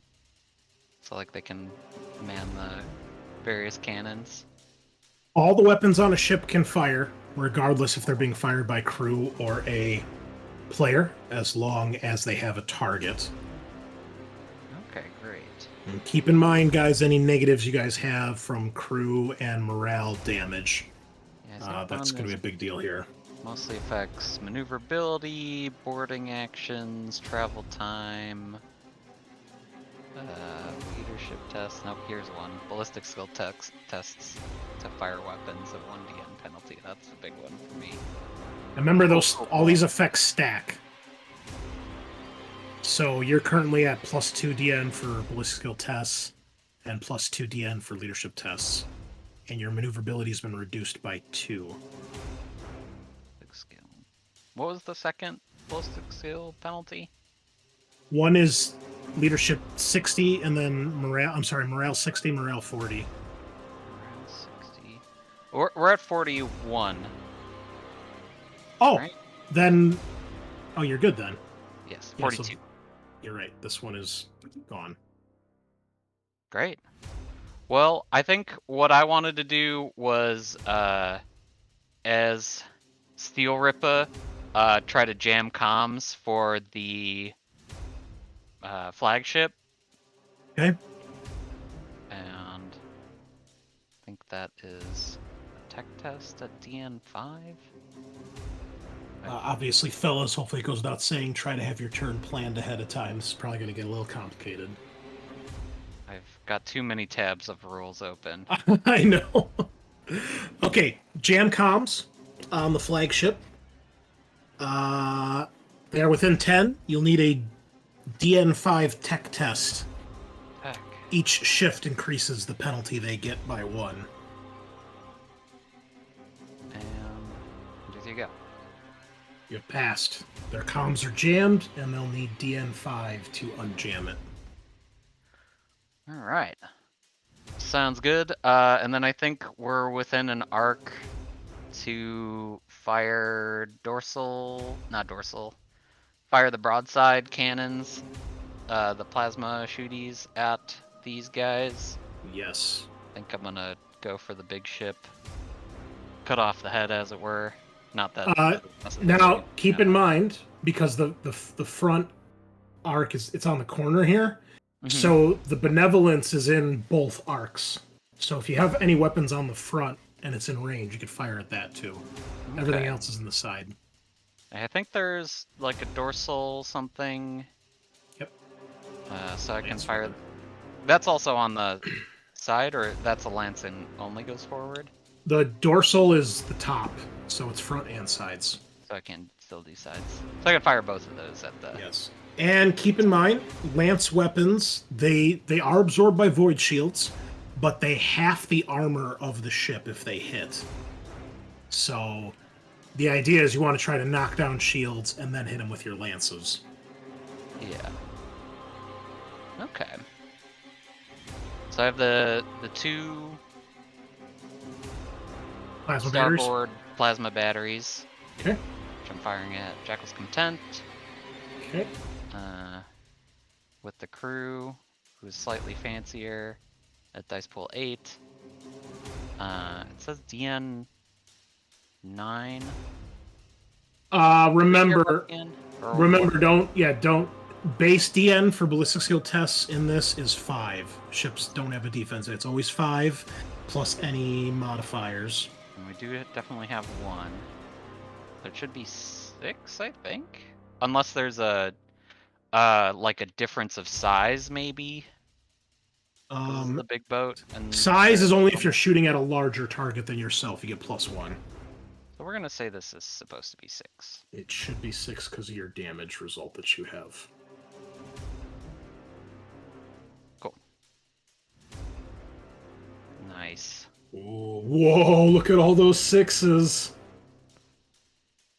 Okay. So that is ED4 for the plasma battery, so it can do... It can do up to 4 hits, and that's also how much ED it rolls to. So each shift does an extra hit. Okay. So you have 2 shifts. If you shift them both to do hits, you'll get 2 extra hits. So you do a total of 3, because 1 for passing the test, plus 2 from your shifts. So 3 hits total. Awesome. First hit gets absorbed by the void shield, so that does nothing. The second 2 hit the ship and do damage. So go ahead and roll your ED. Just roll ED once, and then add all the damage together. Okay. Does this note the ED there? ED4, yep, it did it right. Okay. So you got 18 damage AP3, and basically that's times 2, because you hit with 2. So that becomes 36 damage AP6. Okay, not bad. Okay. That is a pretty big hit to their ship. All right, next weapon. All right, I'm also gonna fire the Mazoa pattern lance. Wait, this is range. It says 8. Are we close to that? Yeah, we're good. Okay. Does long range matter? Long range only matters if you are more than double. Okay, cool. I'm sorry, if it's further than the maximum range. Yeah, it's not that. It's between medium and long. Now this one says it's DN. Medium range on the character sheet is the base range of the weapon.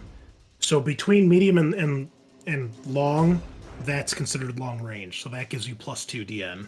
Oh, okay. And then you can't fire more than twice the max. So the long range is as far as you can shoot. I see. Gotcha. Okay. So Oh, that would not- then be not- DN 5, 6, 7. It would be DN 8 with the lances. Because they're at long range. Okay. Well, let's give it a shot. But if they hit, oh, That's 6 pretty close. successes. I'm gonna wrath. Oh Okay. wait, it's gonna be angry at me. Yes, I will change the Rex to 1. Wrath. 8. Yeah, you guys can change your ship's wrath to whatever your character wrath is for simplicity. Yeah. Okay, 8 successes. That is a hit. Roll your ED. Okay, so 15 damage. It is a lance, which halves the armor. All right, a decent strike. Does a little bit more damage. Not as massive as the plasma batteries, but that ship is taking a walloping. Anything else? I think that's it. You got the other plasma battery, right? 'Cause there's 2. Oh yeah, isn't there? there's 2 on that side. Yep. Awesome. All right, I'll do one more. At DN 6. 5 + 1. Let's go. Critical hit. Ooh. Oh my goodness. Okay, roll damage first. Oh. 18 damage, AP3. Okay. There's one shift possible. Is that right? So does Yeah. that double that? Oh yeah, so you get 2 then. Okay, hold on. So that's 18 times 2, 36 AP6. Okay. All right. The plasma batteries tear through this ship, and you have dropped it to 0 hull. Oh my! It is now crippled, Holy shit. which means when a ship's hull reaches 0, it becomes crippled. They suffer a +3 DN penalty to all rolls, and their speed and strength and damage of all weapons is reduced by half, rounding down. The ship's detection and maneuverability are reduced by 1. And if it suffers any further damage, it gets an immediate roll on the critical table, and it gets a bonus to that roll based on the extra damage you cause. So the heavier you hit this thing, the more bonus you get to criticals here. So this ship it's still operational, but it has all the shit going on right now. Also, I forgot to reduce all the crew and morale. So it is fucked up, and you have a critical to roll. So please roll your critical hit. Nice. And lances do... lances... Or no, it wasn't a lance, was it? No. I was going to say lances roll twice, and you pick the higher result. No, wrong critical. These are D10s for the Starship criticals. Yeah, I just clicked the button like a fool. This is a 10. Number 2. Internal damage. The force of the hit ruptures bulkheads and smashes machinery. The attacker selects one component that they know of that is not the bridge or drives, and the component is damaged. So I think I'm gonna pick the was it dorsal weapon? Yep, that's their lance battery. Yeah, definitely that. Okay. Good call. All right. You should move as well. Also, moving normally happens before any other actions, FYI. Oh yeah. So do your move, please.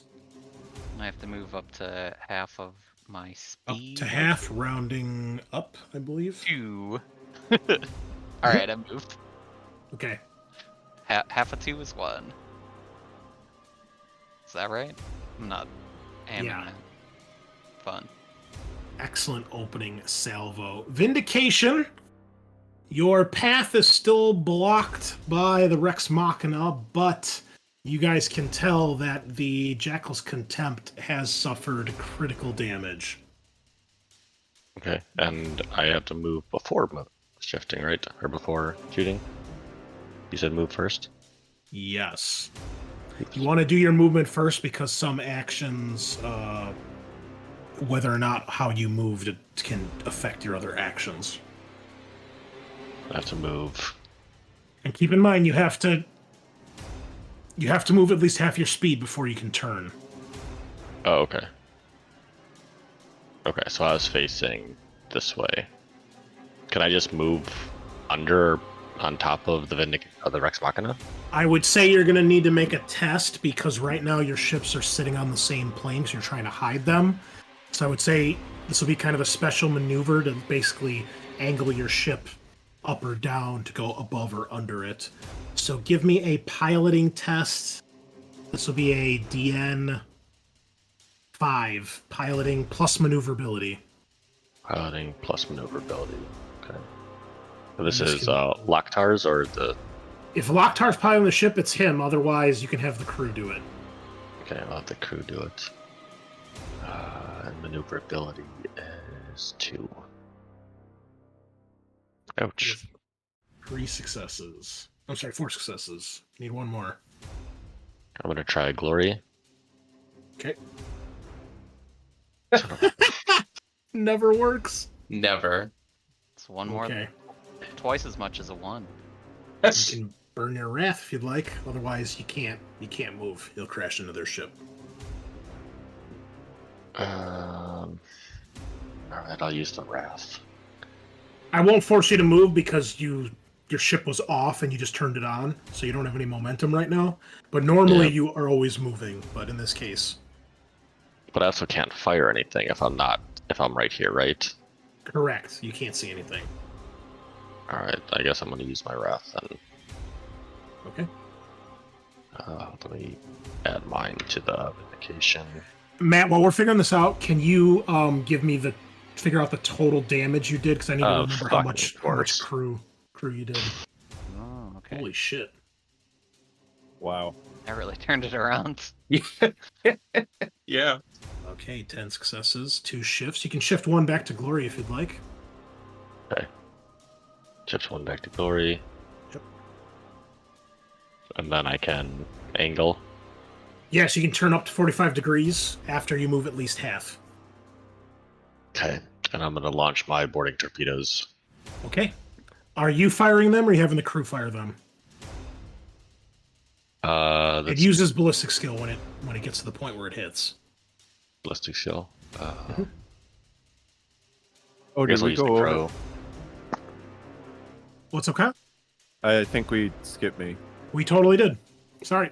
That's okay. While you guys were figuring that out, I was just gonna boost morale because the Imperator can't do shit Okay. right now. So can that be Gorman, but on like the Imperators with the Imperators? He's just considered part of the crew. He's not going to be an extra PC for this. Right. So That's what I mean. Like he's just the Imperator then. yes, that's fine. Okay. So that's true. Let's do leadership. Okay. Well, let's finish the vindication here. I want to jump between. Okay, so Eric, you're firing are you or the crew firing torpedoes? I'm gonna make the crew do it. Okay, so you fire the torpedoes. We know they go 10. They move immediately. They go in a straight line. They get placed in the front of the ship. So who are you trying to hit? So I'm gonna try and hit the gambit here and kind of go this Hope it direction. goes through and hits other ships? Yep. Okay. So you've got all full 6, so reduce your torpedoes by 6. And it's going to hit. So I need a ballistic skill test. And this is... hold on. Okay, it's a DN3 ballistic skill test. You get a +1 bonus for each torpedo, so you get +6 bonus here. Okay, so +6 on a ballistic skill test. Yes.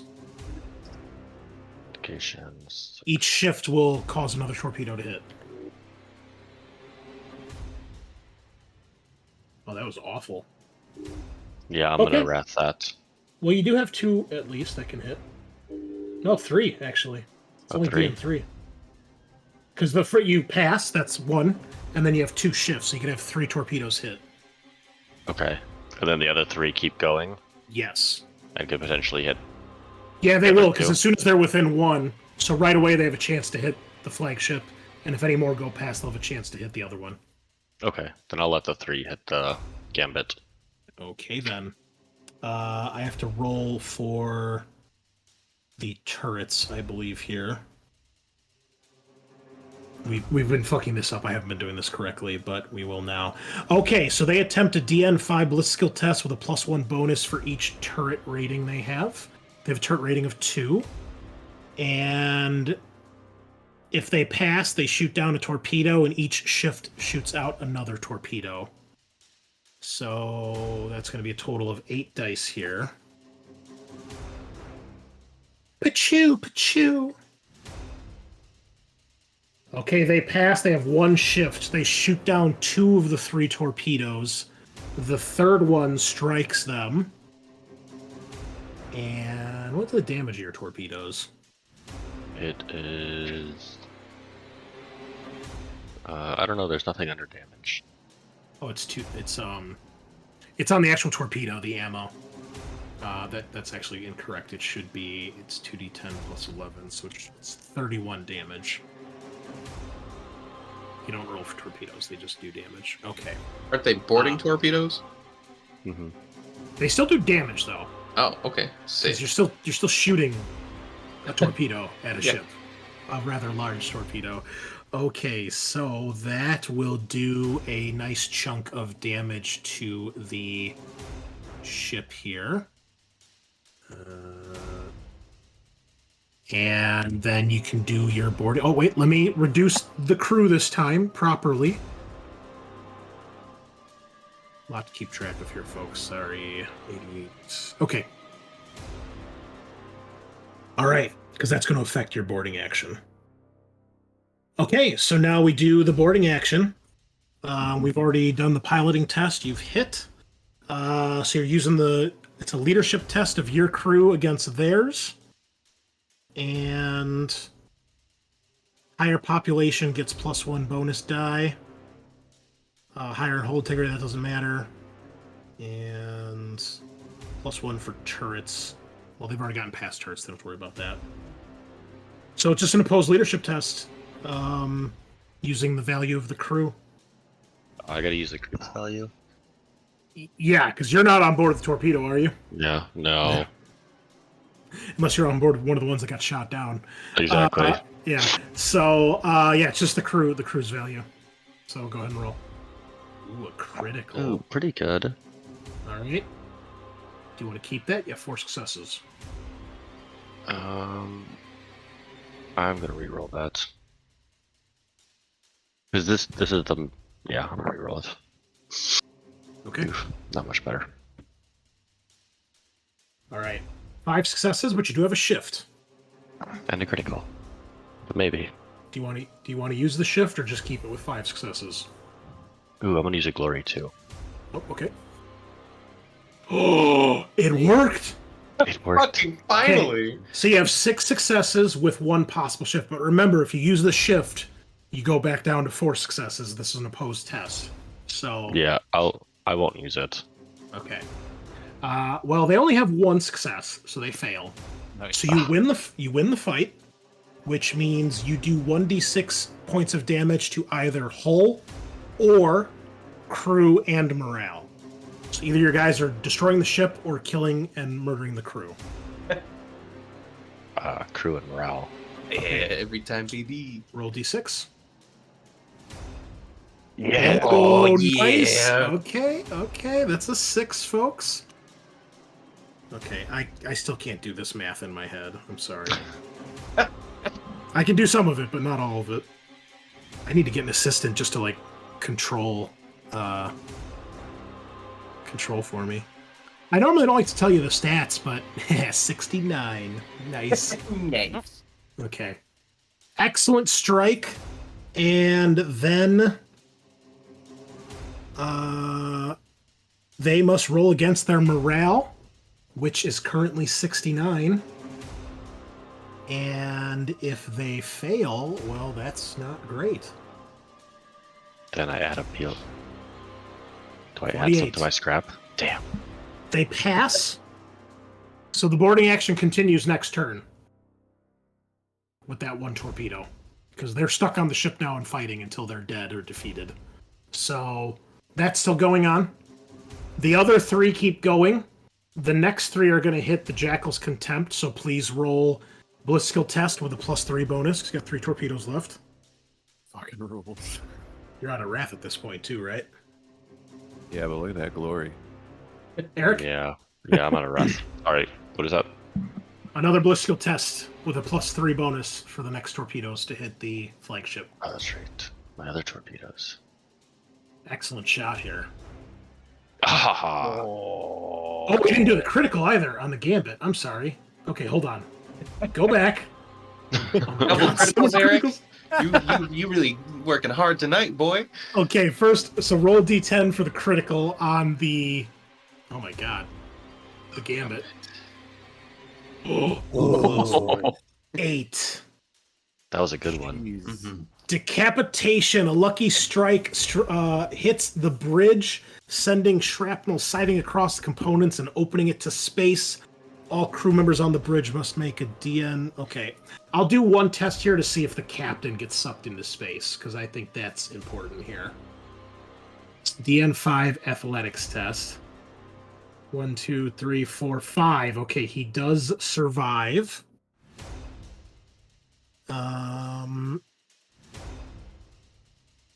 Okay, please roll me 2d. So what happens here? They must make a DN5 athletics test or be hit by shrapnel doing 2d6 mortal wounds. If the damage result is 6 or higher, the bridge is also depressurized. Oh, it's not. Aw. If it's 10 or higher, it's damaged. If it's 12, it's destroyed. So you strike it. You had a chance. You maybe kill some crew members, but not the captain. However, something that we forgot to do last time, critical hits also cause d6 damage on top of what they do. So please roll another d6. All right. Okay. That ship is very fucked up. One might say it's bloodied. For our 4th edition fans out there. Okay, Jackal's Contempt also got fucked up here. It's going to try its attack to blow up some of these turret or some of these things. So it's a DN5 Bliss skill test. It has 1 turret. Yeah, I guess Okay.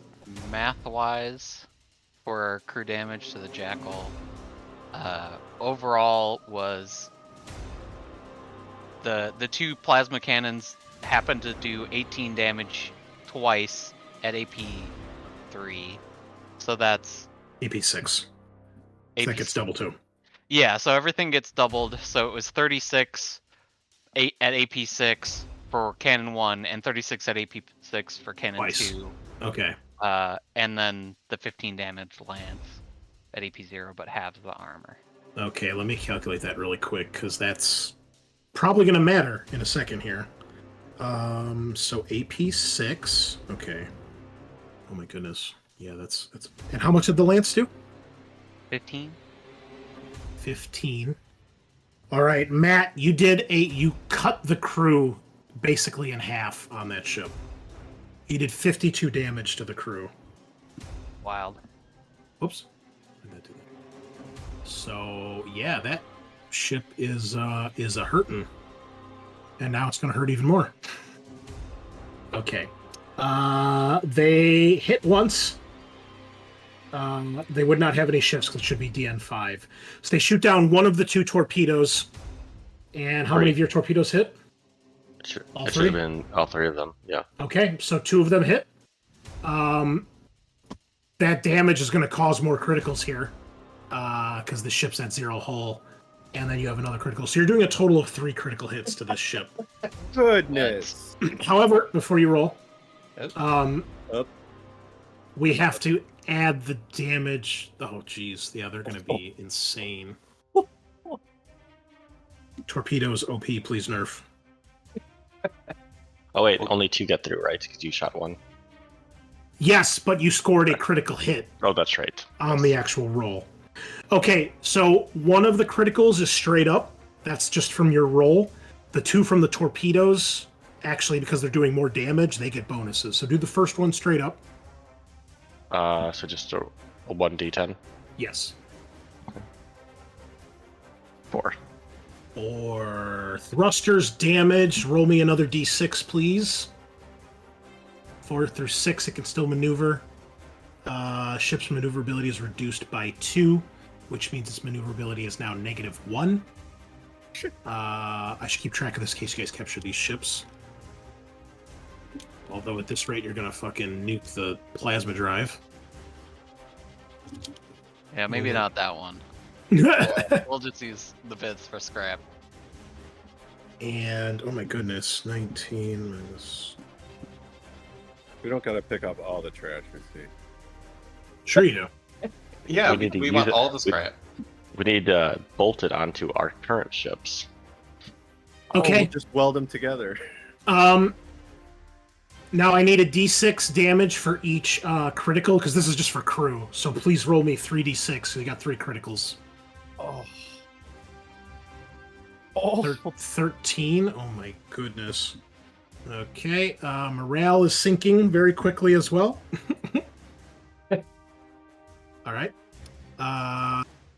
Actually, no, that should be the same thing, because they do the same amount. Oh boy.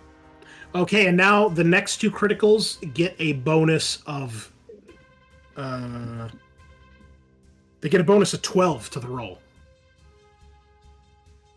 Oh, Wow. Yep. Because the torpedoes do so much damage. So what's the total? 15? Catastrophic damage. A succession of powerful blows and explosions rip through the ship, causing horrendous damage. Roll a d6. On a 1 through 3, the ship is hulked. On a 4 through 5, the plasma drive explodes. On a roll of 6, the warp drive explodes. Ah. I want to Okay. see the warp drive. Hulked. Catastrophic damage leaves the ship drifting, a drifting, smoldering wreck. Uncontrolled fires burn in some compartments, others are open to space, and the rest are choked with the dead and dying. Roll a d6 for each component. On a 1, it is miraculously untouched, but is unpowered. On a 2 through 5, they're depressurized and damaged. On a 6, they're completely destroyed, killing all crew and PCs inside. Regardless of the current crew population, reduce it down to 2d6. Well, roll me 2d6, Eric. So the crew is down to 4. It was already down to 11. So now roll the next critical.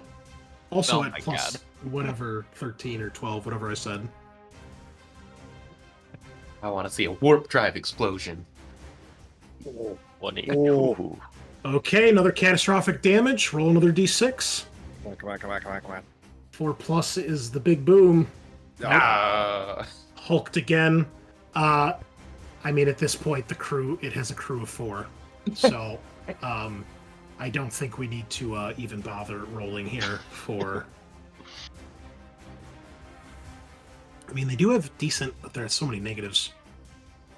Yeah. All right.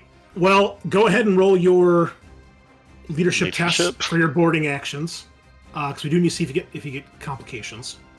Okay, and that's just a straight leadership. Yes. And I need to check crew population and stuff. Oh, and I'll use a glory because. They get a +2 DN penalty to making boarding actions because they have so little crew to defend themselves with. I'm sorry, +3. Oh, yeah, these guys are fucked.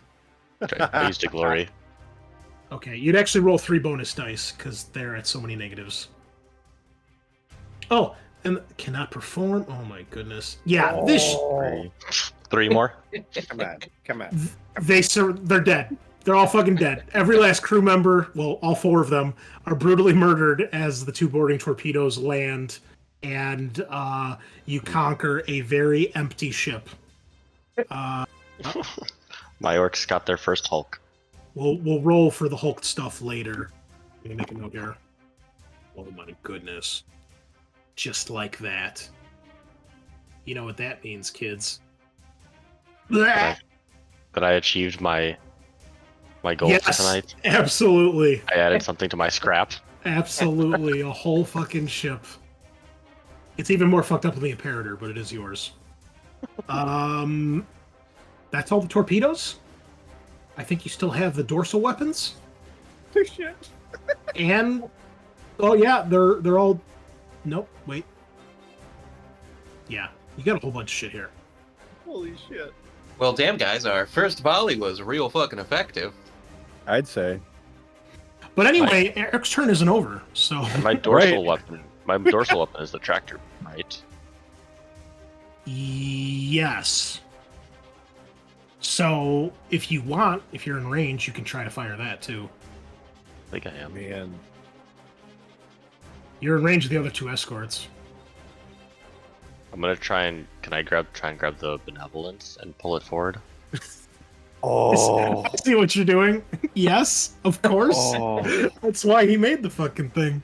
Oh god, Okay. this is why he's the war boss, man. So we made a tractor beam, folks. Mulgrim did. He's been planning this since the beginning of the campaign. The Mulgrim special. So this is fired like any weapon except it ignores range increments. Max range is always 5. If you fire at a vessel smaller than yours, which you are, the DN goes up by 1 for each step. So in this case, it's normally DN 5. It'd be +1, so it's DN 6. Because it's smaller, so it's harder to hit.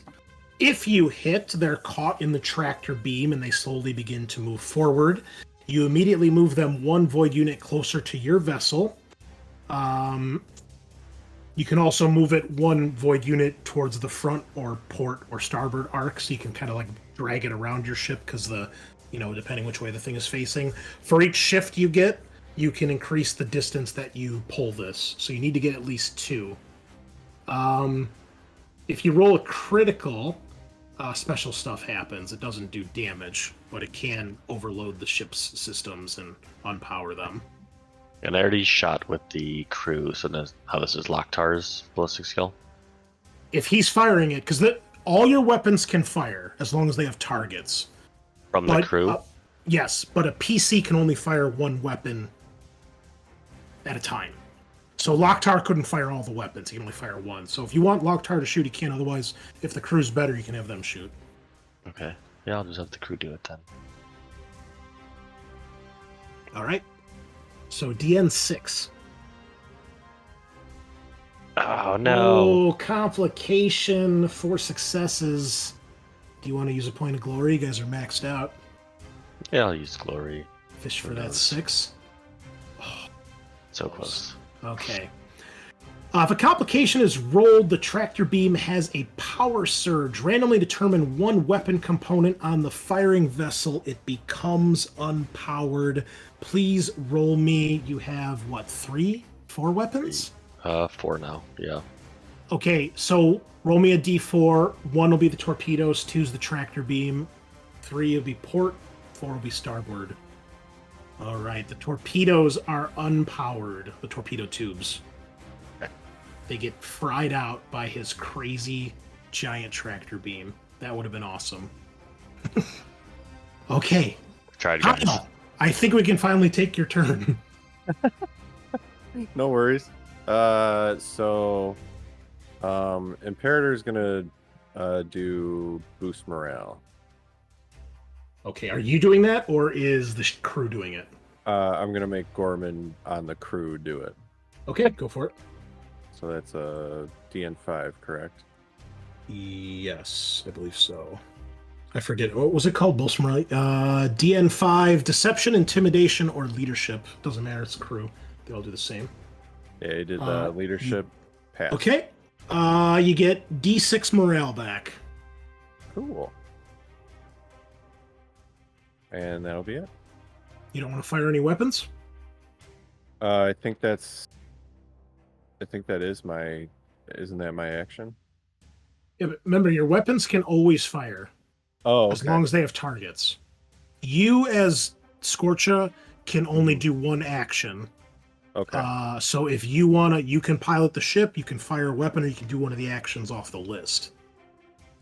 Basically, the benefit is if the PC does the action, use the PC stats. If the crew does the action, then the ship crew use their stats. Okay. So then that would be a ballistic skill for Grave Squatcha then? If I were to fire? If he's the one firing, yeah. Okay.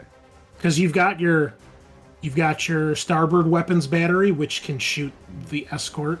You've got your dorsal weapons, which can shoot anything, probably, except the benevolence. You probably can't actually see it. And then you've also got the launch bays if you want to launch any attack craft. Okay. And technically, I could do all 3 of those? Yes. The crew can, and then Scorcha can do one of those while the crew do the others. Assuming he's got a better ballistic skill than the crew. Right. Real quick, what did I get back morale-wise? D6. D6. Okay. So I'll do that first, right? Yes. Okay. Nice. 5. Right. Call in the boosting morale. Yeah. Let me put that in really quick, or else I'm gonna fucking forget. Alrighty, and then yeah, Grave Scorch is gonna aim at the Scarlet Creed. Okay. And are you firing the plasma battery or the bombard cannons? Which one's the dorsal? The bombard cannons. Bombard cannons. Yeah, so we'll do the bombardment cannons.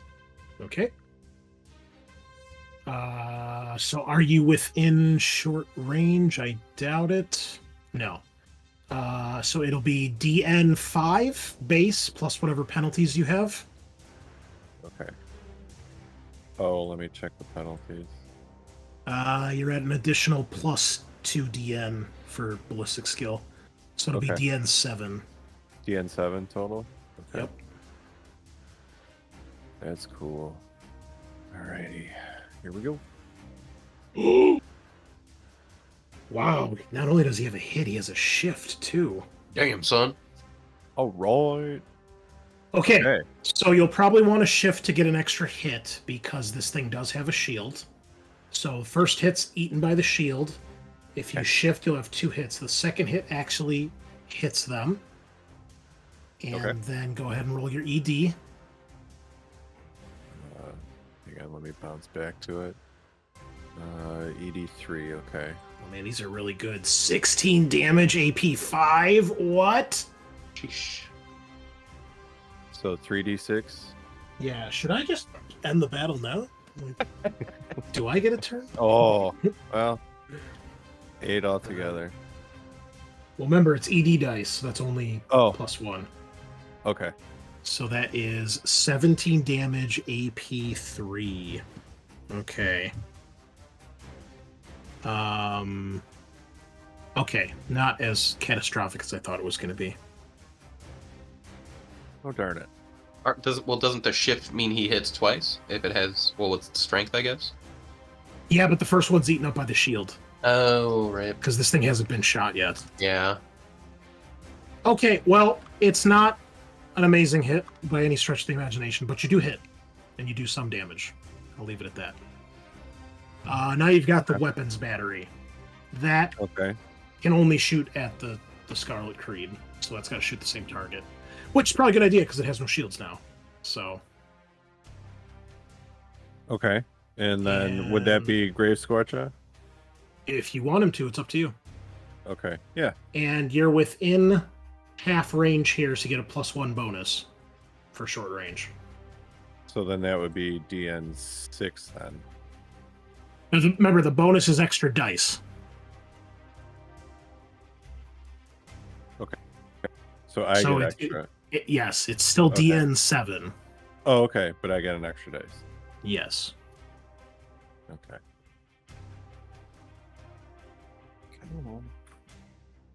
There we go. All right, here we go. Gross. Oh, well, I am going to wrath that. Yeah, Nice. that's real bad. Hey. Better. No shifts, but hey. No still hit. shifts. So you have 1 hit. I will glory? glory. Yeah. Okay. Get that Get 6, that son. 6. Oh, Uh, okay. Well, that would give him a shift, though, wouldn't it? 3, 4, 5, 6, 7. It will. Okay, so 2 hits. Go ahead and roll your ED. Glory finally helping us out. Well, this was definitely the situation to do it. Yeah. Okay, that's an extra 2 damage. So we have 14 damage, AP 3. times 2. Because 2 hits get through. Oh boy. That is going to mess this ship up now. Let's see. So it is AP 6. And you did, what did I say, 14? 14. Mhm. So that's 28. Oh boy. Okay. Oh, yeah. That ship is looking mighty messed up. And then it just took a bunch of crew and morale damage, right? Yeah, I'm not doing that right now. I did not forget that this time. The ship itself is looking very damaged. I love it. Are you going to launch any of the attack craft? Yes. Okay. Yes, please. So this is a leadership test, if I recall, to launch them. Okay. Let me just double check here. We haven't actually done this yet, so. Yeah, that's torpedoes. Look at the wrong thing. Okay. It is a DN3 leadership test. If you pass, you launch 1 squadron. Each shift launches an additional squadron. Your bay has 3 squadrons total. Okay. So, I'd probably say 2 though, because you launched 1 to go over to the Rex Machina. So we'll say you have 2 squadrons on your ship right now. Okay. So make your leadership test. All This right. is the crew. Leadership DM. DN3. Yep. Okay. Why is it still? Oh, it's gonna say it's still targeting Scarlet Creed, but obviously not. Okay. Okay. You do want to fish for the shift? So you can I launch do. both squadrons. Okay, go I for it. do. Oh, fuck me running. Oh, I meant the glory, not the Oh. wrath. Oh, okay. So you only need 1 more. I didn't know I could do that. Okay. There you go. Oh. Okay, so you launch both squadrons. Mm-hmm. Because you got 1 and then 1 from your shift. Let's put, we'll just use this as the squadron token. Okay. And they have a speed of 10, so they can start moving, and when they get within 1 of a ship, they can attack. So you can either have them do a bombing run or a hit and run as assault boats, your choice.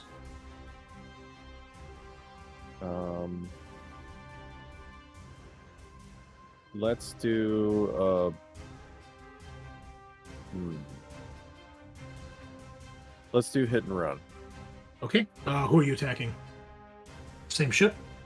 Why don't we? Well, I can't exactly do the benevolence, can I? Well, you can, because these things fly around, so these things get to move okay. wherever. But Okay. it's up to you if you just want to keep compiling damage or send it somewhere else. Let's try going after the benevolence. Okay, so this thing flies over here. Okay. And then it attacks. So you attempt a hit and run attack. So first we got to do turrets. So they attempt a DN5 ballistical test to try to shoot you down. And how many turrets does this thing have? It has 1, so it's 1 bonus die. All right. Oof. That is a critical hit. If a critical hit, the entire wave is destroyed. No. Oh, Gat. The Thunderhawks are no more. No, we lost our Thunderhawks. You still got the 1 on board the Rex Machina, but your other 2 squadrons are dead. Wow. Ripperoni. Yeah. Oof. Launch bigger squadrons next time, I guess. I'll tell you. No, they all would have died anyway. It doesn't matter. Right, you got a critical. You can't stop that. Come on. You fucked. Okay. All right, your turn's over. Purging Fury, you get to play the game now. Oh, damn. I was hoping I wouldn't have to do anything. It's pretty fun. Yeah. So I have to move half of my movement first before I can turn, correct? Yes. Okay, so my Rounding movement is up. 7, so okay, so 4. 2, 3, 4. And then he gets a 45. You're an escort, so you get up to 90-degree turn. Sick. Okay, I think that's Or 160-degree turn, whatever. I think that's the front. That is the front, yes. Okay. see. Got Tony Hawk over here doing the 900 through Yeah. space. He's doing his best, man. All right, he's doing his best. And then I'm going to have the crew try to do a movement action to. Oh wait, I can't. If you do a movement action, that replaces your regular move. Okay, gotcha. Then I guess I'll just move the rest of my move. Which Well, is I should say they do different things on top of the regular move. So, like, if you do come to new heading, you get to make additional turns. If you get all head full, you get to move further. So, depending what you want to do. Yeah, we'll just move the rest of my move, and then we're gonna try to ace the benevolence Okay. with some good old-fashioned shooting. So Peppa's gonna shoot one of the guns and do his best. Good old-fashioned football. Yeah. All right. Okay, are you at long range? He is between the medium and the long. That is long range then. Okay. So it's plus it's +1 or +2? +2 DN. Okay. So it is DN7. Alright. And then I get +1 because of one of the silly features. So let's just roll this dice. A fucking critical. Beautiful. Nice. Holy cow, man. And you know, what's the strength? The strength is 3, looks like. So I can get. Yeah, whatever the ED is, that's the strength. Okay, so I can get up to 3 hits, which means I could get 1 more hit if I Yes. wrath that. But it was a good roll, so I'm just gonna glory it instead. Okay. I'll throw a pity glory at it. Pity indeed. So. Okay, Shoot. so 2 hits. First one's eaten by the shield. Rit. Second one does hit, so you will get the critical. Go ahead and roll the damage first.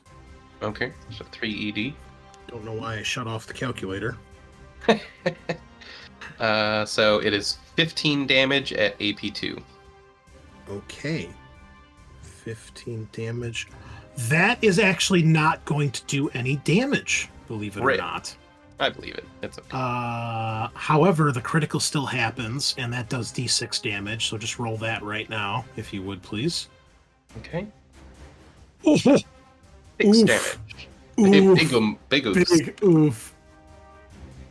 Okay, let me adjust morale and all that other good stuff here. And then please roll on our favorite chart. Oops. A 3. Oh my god, can't click the number. There we go. Okay. A 3, eh? Mm-hmm. Sensors damaged. Ship's auspex arrays have been knocked out, leaving the vessel blind. Until the damage is repaired, all blow skill tests suffer a +3 DN penalty. In addition, any augury scan or focus scan tests automatically fail. If repaired, this needs to be attempted in the void because they're located on the hull. Okay, that doesn't really matter. But nice. You fuck up their Nice. sensors. Yeah. All right. And the next shot's the Gambit's still alive, correct? Yes. Next shot's gonna go at the Gambit. If you want to call this living. I mean, is it really that bad? Come on. So yeah, they're gonna give it a shot. So I have to manually update the DN. And I believe this thing has no shield as well. Or no, it got hit by torpedoes. So it still has shields. Oh, then I will not target it. I thought it didn't have shields, so I'll just continue to batter the benevolence. Okay. Yeah, I just got fucked up by the OP torpedoes. Yeah. That's a 5. I guess we'll use Wrath on this one. Okay. 8. 8. And then a Glory in the hopes of getting a shift. Yeah, you're gonna need another one probably to do damage. Nope. Nope. Fucking nope. twos. Yeah, Okay. lots of 2s. Alright. Roll your ED.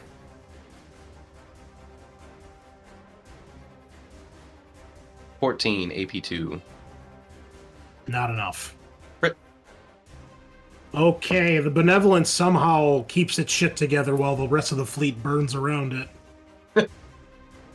However, the sensors are out, so it's not going to be very effective.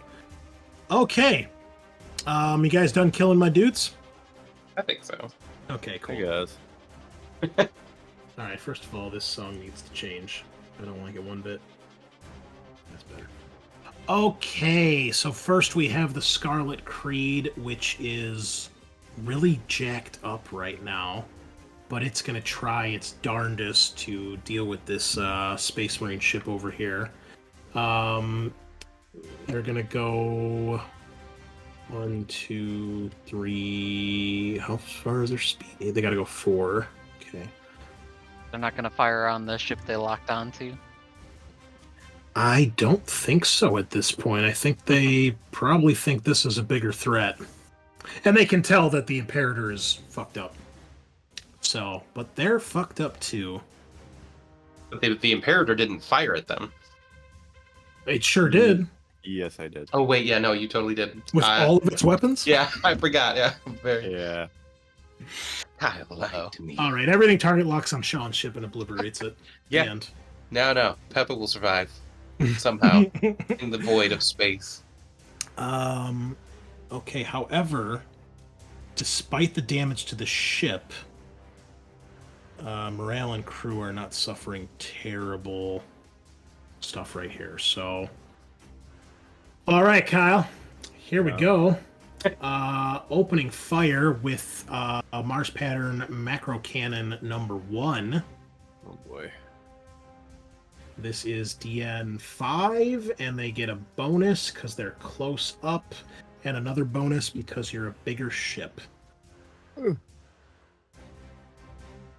It appears to want to give itself plus. Oh, it's probably actually doing range. That's why. Yep. Okay, it's auto-calculating. Kablam! Well, Oh, Wow. that's not great.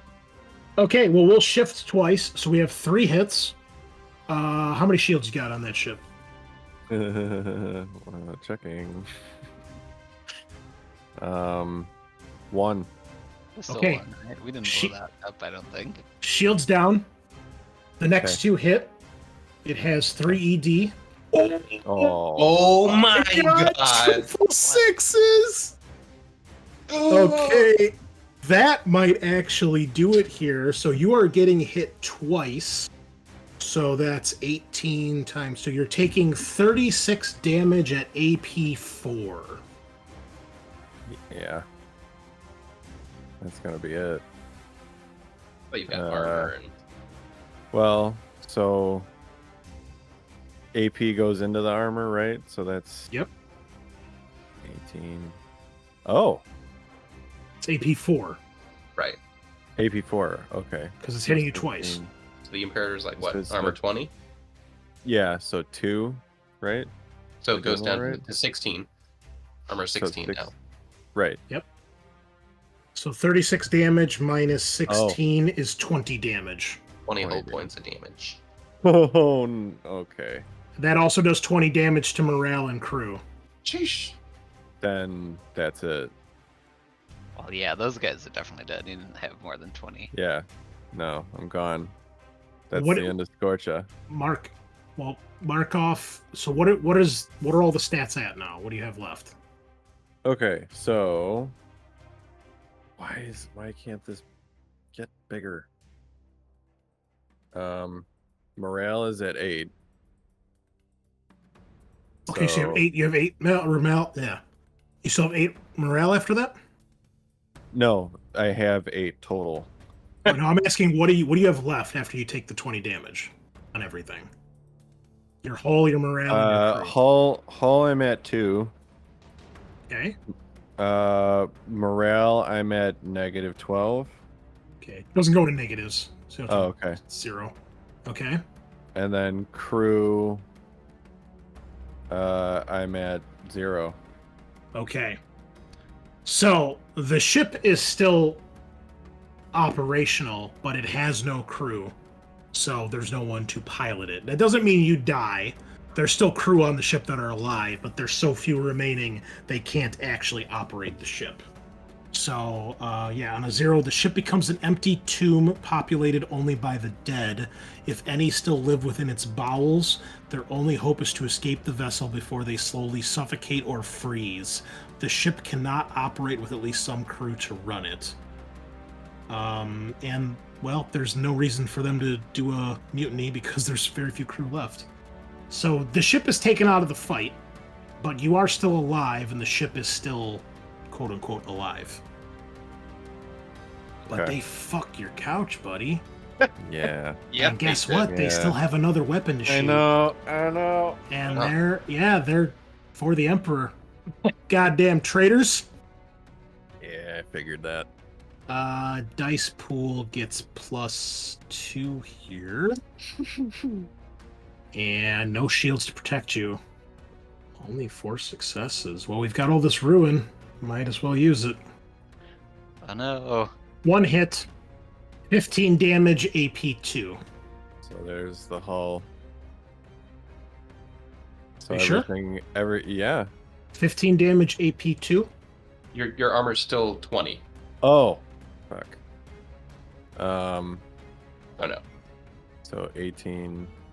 Yeah, so it's AP2, so that reduces your armor by 2. And then I did 15 damage. Yeah, you shouldn't take Yeah. any damage. Your from that. armor 18, okay. so you don't take Oh. any damage. Okay, great. Okay, so the second Oh. shot does not do enough. Oh. But they crippled a fucking Space Marine ship. That's gonna... Wow. Their morale Yeah. should go up by that. Yeah, they crippled a Space Marine ship that we already beat the shit out of. Hey, you launched 100,000 shots, okay? Let me have this, all right? I'm gonna kill that ship just because now. All ships target the Space Marine vessel. They're clearly the conspirators of this. Okay, the Gambit is going to get the fuck out of the front of the Vindication. They're gonna go here and shoot the Purging Fury. Oh, well, goddamn. Yeah, you like that, son? Not really, but I mean, you know, sometimes you got to do things you don't like. Okay. Titan Forged Lances times Oh. 2 coming at you. Yikes. That's right. How do we attack here? Here we go. +1 for range, and that should be it. Kablam. Damn. Ew. Yeah. Okay, well, you know what we're gonna do? Reroll. Use this hundreds of ruin that we have. That is 1 hit. So your shields are down. Yep. Second shot at you as well. Oh, gross. Okay. Yikes. But I'm here Yeah. for it. We're gonna try rerolling that. I could've Oh! used it like that. Yeah. Terrible. Oh my goodness. Ugh. Okay. Life Well. feels good. That's fair. Tough but fair. And then what's left of the benevolence is gonna putt its way over here. It's really well, no, its morale and crew are still doing okay, so it's also gonna get right on top of you and Okay. open fire. But it has like a -3, right? Yeah, it's fine. That's why it's getting close. So it gets +1. Okay. Concentrate all fire on that Superstar Destroyer. So DN7, I'm okay with this. No, it's DN8 because it's +3. Oh. Remember, Right. base DN is 5. Yeah. And it gets +1 bonus. Oh yeah, look at this, man. 7 dice. Get wrecked. That's not gonna do it. Yeah, Well, we might as well use all this ruin. I got fucking 3 rolls left. Might as well use it all. yeah. Oh, so close. Okay. Shot number 2. Yo. That's not great. There should be 1 extra dice though. Hold on. Yeah. Nope. Fuck it. Rubber duck it. And then the other dice that I didn't roll is a 6. Oh, yeah, it's okay. So you got 5. You need 8, but Yeah, that's not great. And a complication. Oh wait, hold on. We actually have a complication table for this game now for ships. Nice. Ooh. That's right. I've been doing work. Sean, roll me a d6, please. It's similar to the one in Wrath and Glory, but you're not going to be fucking dropping your weapons. A 5. Out of ammo. Or no, I'm sorry, 5 is blinded. The weapon component overloads in a spectacular flash of light, temporarily blinding the crew and frying out sensors and targeting arrays. During the following turn, if this weapon component is fired, whoever attempts to fire it counts as suffering from the blinded condition. Oh no. Alright. Give it one of those. Okay. Not great for the Imperial side. That is the end of round 1. Holy fuck, what a round that was. Round 2, Imperator. Your ship's just floating in space right now. Scorcho, what do you do? I would roll me. Okay. I pick it. High or low? 69, dog. High? Okay. Yeah. Oh, fuck me. It always doesn't work every time. As you look around after the ship has been rocked and shaken, warning klaxons are going off, fires are burning, parts of the ship have been vented and opened to space. There's no gravity in here. There's shrapnel and debris and bodies floating around. You turn the chair of a nearby crew member to get them to come with you, and you see that Lieutenant Gorman is dead. Oh man. We just liked him today. Oh my god. You turn him. There's blood floating off of his face and little bubbles, little dots, little balls of blood floating through the air, and you see that a piece of shrapnel has hit him right through the chest and impaled him to the chair. So it was quick at least. Until he gives you his dying speech. Oh, son of a bitch! I'm in so much pain. No, he's dazed. He's gone. Well, Scorcher would pat his shoulder and push off his fucking chair And try and figure out ladies a and way gentlemen, is how you get rid of NPCs you don't have stats for. No, it seems fitting. R.I.P. Gorman. Okay, what do you do? Where are you gonna go? What are you gonna do? Well, yeah, I'm everything's all quiet. Well, I mean, I would know how to get from how a route to, say, the bay, I guess. Yeah, you have escape pods and stuff on the ship. Oh, okay. I guess Scorcher would do that. It might take you a little while because you just got this ship, but yeah, we'll assume you probably figured that out. So it's going to take you. You'll spend this turn getting to escape pods and launching. Yeah, and okay. I would probably aim for the Machina. Okay. All right, Vindication. You can see the Imperator is out of action. What do you do?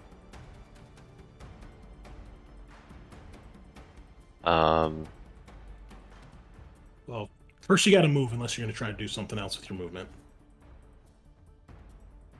Can I move to boyz Scarlet Creed? You have to Or do I have to move too far? You have to end your move within 1 VU of an enemy ship. So you'd have to do burn retros to try to slow down and hope that you don't go past it. Okay, I will try to do that.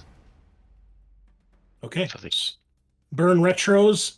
So it's either you or the crew, whoever's piloting. DN3 pilot plus maneuverability test.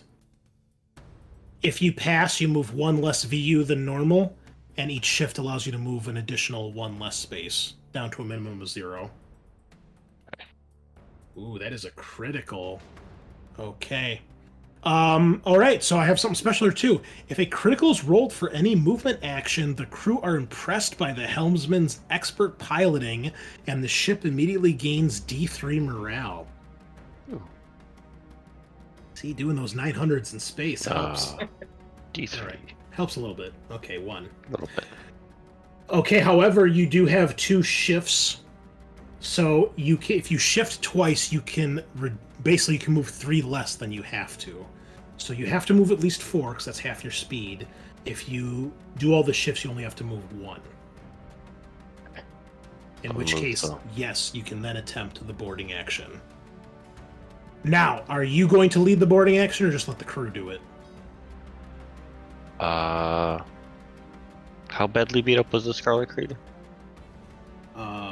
Well, you don't know how bad the crew are, but the ship itself is fucked up. Okay, I'll lead this one. Okay, so first thing, the helmsman, so this is the crew, needs to make a DN5 pilot plus maneuverability test. If they pass, then they're able to get you in position to board. Okay. If they fail, then you're not able to board. They don't get close enough, or they don't crash into the other ship. Another pilot maneuverability. Yes.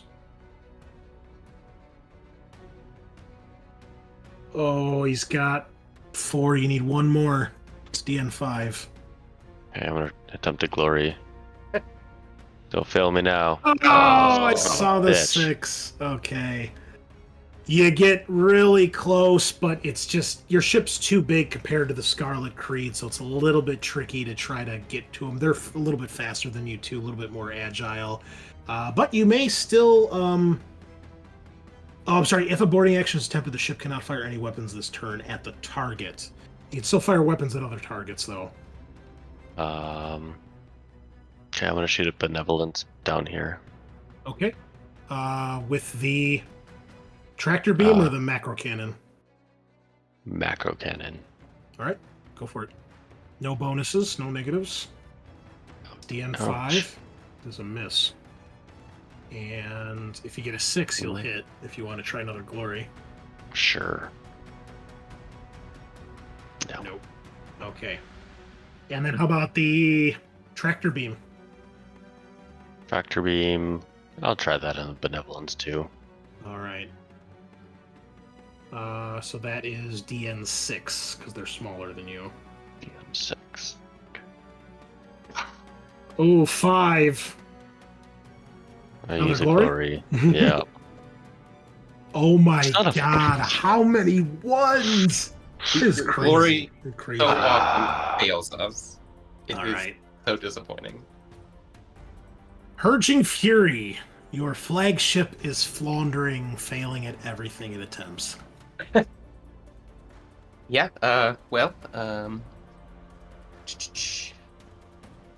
so I can continue moving forward without crashing into these guys, right? Yeah, unless you want to crash into them. I mean, ramming speed? it's ramming can Or- work. Boarding action? Yeah, I think we're just gonna continue shooting. Okay, go ahead and move then, and then open fire. 2. So because he's at an angle, or I guess the ship's at an angle, do I have to keep moving in that diagonal? I would say you can move either one, I guess. Okay. Well, yeah. I would say just because we're on a grid, either move diagonal or, vertically, horizontally. Okay, so Keep it. 1. Oh shit. And it's gone. 2. 3. Okay. So I have to move 4. And then we'll turn. And then I'm gonna shoot the Scarlet Creed. Okay. Peppa's gonna shoot them. So he's within medium range, so he's not shooting anything crazy.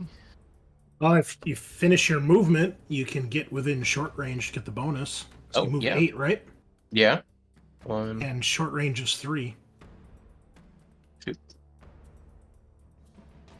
Is that? Okay. Just in 3. Yeah. Okay. 6. So they get you'd probably be facing this way though, because you'd be moving towards them after you turned. Okay. You know what I'm saying? Because Yeah. you turned here and then you went in a straight line. And I get +1 dice for being in short range. Yes. I'll give you another +1 because you're actually shooting the very back of the ship, which Sick. is obviously not as armored. So Go Okay. for it. That's a lot of dice. Peppa's Not a very good good at roll, shooting. Well, we're gonna use my last wrath and just 2 shifts, so I get 3 hits. Okay. So shield eats the first one. Okay. And roll the other 2, please. Is it enough? So 1, 2, 3. So I think that's, what is its damage? Damage is 12, so it's 15 AP 2, so 30 AP 4. 30 AP 4. That's definitely going to do something here. Congratulations, Sean. That ship is at 0 health. Nice. And let's just mark off the crew damage here as well. Oh, I'm sorry. It was 30 minus... Okay. Nicely done. Nice. So that ship is crippled. So they can't do anything now, right? They can still act, but when you're crippled, you have all sorts of big negatives. Okay. Well, I'm gonna shoot them again. Okay. Wait, no, because if I shoot them again and they explode, you guys are all in trouble. Who cares? We'll wait for our team to escape, maybe. Oh, what a pansy. Could be glorious. This guy's holding back. Yeah, so they're at plus 3 DN to all rolls. Their speed is reduced by half. The strength and damage of all their weapons is reduced by half. And their detection and maneuverability is reduced by 1. Okay. For dorsal weapons, can I hit things that are on the side? Yes. Okay. I guess we'll shoot the Gambit? The Purging Fury, those boys are just gonna shoot the Gambit. Okay. So it's DN5. Yeah, that's all they're getting. Oh no. Complicated. Ew. Wow. Terrible. All right, roll a d6, please. Yikes. 2. 2 is out of ammo. So you have to do a reload ordnance action to reload that particular weapon battery. Okay. Well, that's my turn. Okay. Rex Machina, you are up. Alrighty. So my speed is 2, and I can move a 45-degree turn. Yes. Let's see. So half of that is there. Whoops. And then I can move one more like that. You got it. Yep. I think that works. They're in a kind of a front arc, right? Wait, let's go from the center. No, that's fine. Yeah, it would be this. Yeah, this it's line. hard to see on this one, but yeah. Okay, great. So I'm gonna turn around, and then I think Yeah, they're both on the side arc. will just fire try to blow up the Jambit out here. No boarding action? I don't really have the crew for that on this bad boy. I could ram him. That would be funny. Just obliterate. We're gonna try the guns first. Oh, okay. I mean, that You know ship what? does I have gotta some go sick fast. ones. Flip it. This is Brugga's thing. Okay. He's Ramming? gonna ram. He's got pilot. We're gonna Weird. go full speed. We are doing every action tonight. Okay, ramming.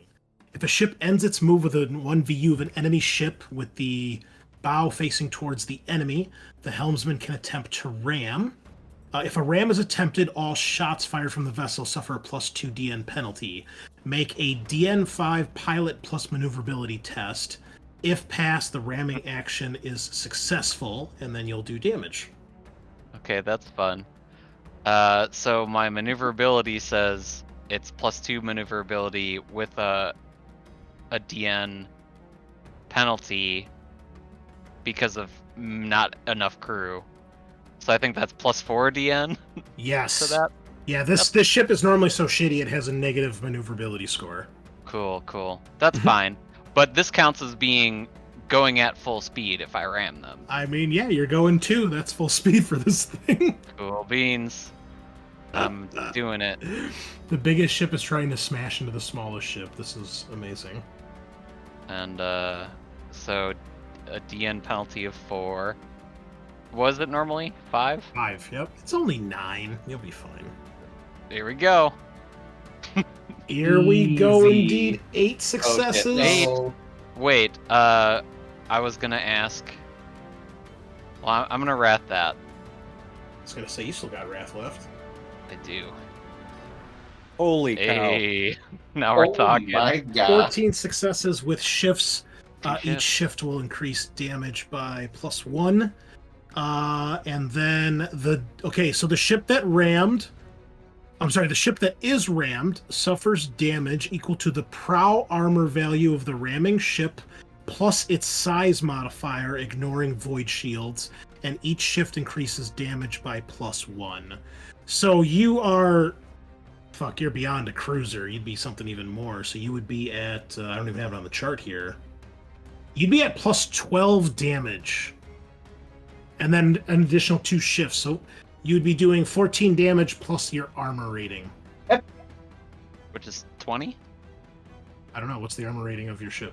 It says 20 on the... Oh, no, wait. I'm looking at the Imperator here. What am I doing? I don't think your ship has a lot of armor. Rex. 12. There we go. Ooh. So that's going to be +14. So that's 26 damage. Okay. 26, huh? I think we might have to say goodbye to the little frigate that could here. Yep. That ship is also at 0 hull and is now crippled. So you smash into it, parts of it flying off, and it is also crippled. Yeehaw! Now you have your weapons. They do a hit to us, right? For Oh, they their do. Ship's armor plus D6. I don't think. Well, it might matter. Their armor's 18. Ooh, Oh my gosh, that's like more damage because theirs is only 12. 24 damage. And I reduce that by armor? Yes. Alright, so that's 12. And that hits crew and everybody? Yes. Oh. Oh, beans. Oh no. Okay. Well, that's not great. I'm down to 30. And... 29. Alright, well, I'll paste that up later. Oh, no, wait, I should probably actually look at what that is. That's gonna matter right now, I bet. Nope, not warp travel. That's the wrong thing. Remember, all your shooting is at +2 DN this round because of, you rammed. Oh, okay. I think I'm just gonna miss everything, but that's okay. We got plenty of ammo. Where's... There we go. Core rules. Space. Starship. Crew pop. We're now below 40. Ship time. Maneuverability down again. Okay. That doesn't continue to affect shooting. So... he's within the arc. I'm gonna shoot at the Benevolence. I'm gonna fire the RZA pattern plasma battery. Okay, and you are within short range, I believe. Yep. So, +1. I get +1 for short, but then -2 for ram, and then minus another one for crew pop. So that's DN 7? 8? Yep. I guess, and then a bonus die. That's right, because those don't cancel out. That's not how that works. And +1 for shooting, and then we go. Ooh, a complication. And Roll D6, please. Sure. Just Oh, one wait, D6. D6. No, don't click the button. 1. 1. is out of ammo. Okay. That's not too bad. Good So that's a Yes. brick. We're Good gonna shot, fire misses. fire one more of those. Yep. Oh wait. Target is full. DN5 base. +3, +2. Go. That's mildly better. Can Going with I it. pitch? My goal earlier was to approach a problem with the cunning of the orc god Mork. Does our like devious ambush count to bump up wrath once? Absolutely. Yeah. Yes. I'll buy Alright, that. sick. I'm gonna reroll then. And It's Mork, right? Because Mork's cunning. Gork Mork, is yes. brutality. correct. Oh, this fucking game. Rob. Much better. Glory? Yeah, I'll take a glory. All throw right, it. 7. Yes. there we Eight go. hits. Okay. It's only one hit though, and it still has It's it has a absorbed by shield. shield. So, but the shield is down now for anyone else. Well, but you're the last guy in the order, so. I have the dorsal Oh, there you go. Yay. lance weapon, One Ooh. weapon remaining. and we're gonna try it. Okay. Jeez. With Pretty the shift, you can get to this thing can get up to 2 hits, and it's a Does lance too. weapon. So it's 15 damage each. That's 30 damage, and that halves the armor. Oh my! Is it enough? Let's see. Okay. Oh, it is way more than enough. Ship is down to 0 hull and is crippled like the rest of the Imperial fleet. Let me do the damage here to the crew and the morale. Just like that, your ambush has somehow been successful, wildly successful. Hey. Once again, the criticals tearing the heart out of the enemy, and you've got yourselves 4 ships basically for the picking. They can still attempt to fight, but with all the negatives they're gonna have. I mean, the Jackal's Contempt is taken over. That's been captured. The other 3, they have no hull. They can try to fire and fight and move, but not very much or very well. So barring some criticals on you guys, I think that this battle is well and truly over. Well done, Greenskin Mob. A successful ambush, and all it cost you was the greatest NPC in the galaxy. It's I'll fucking always bullshit. remember him. Should rename one of the ships. Congratulations, you have captured 4 more ships to your fleet.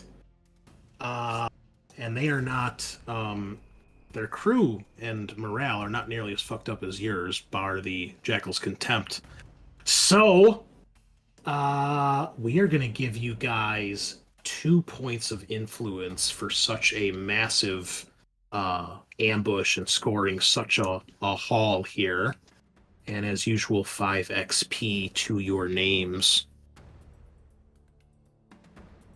Well done, players. Your fleet just doubled in size. The Imperator can still be repaired, although it is fucked up, as can all the other ships that are at 0 health. They are not damaged. They're not destroyed. They can still act. Although I think the Jackal's Contempt might be totally fucked because it's hulked.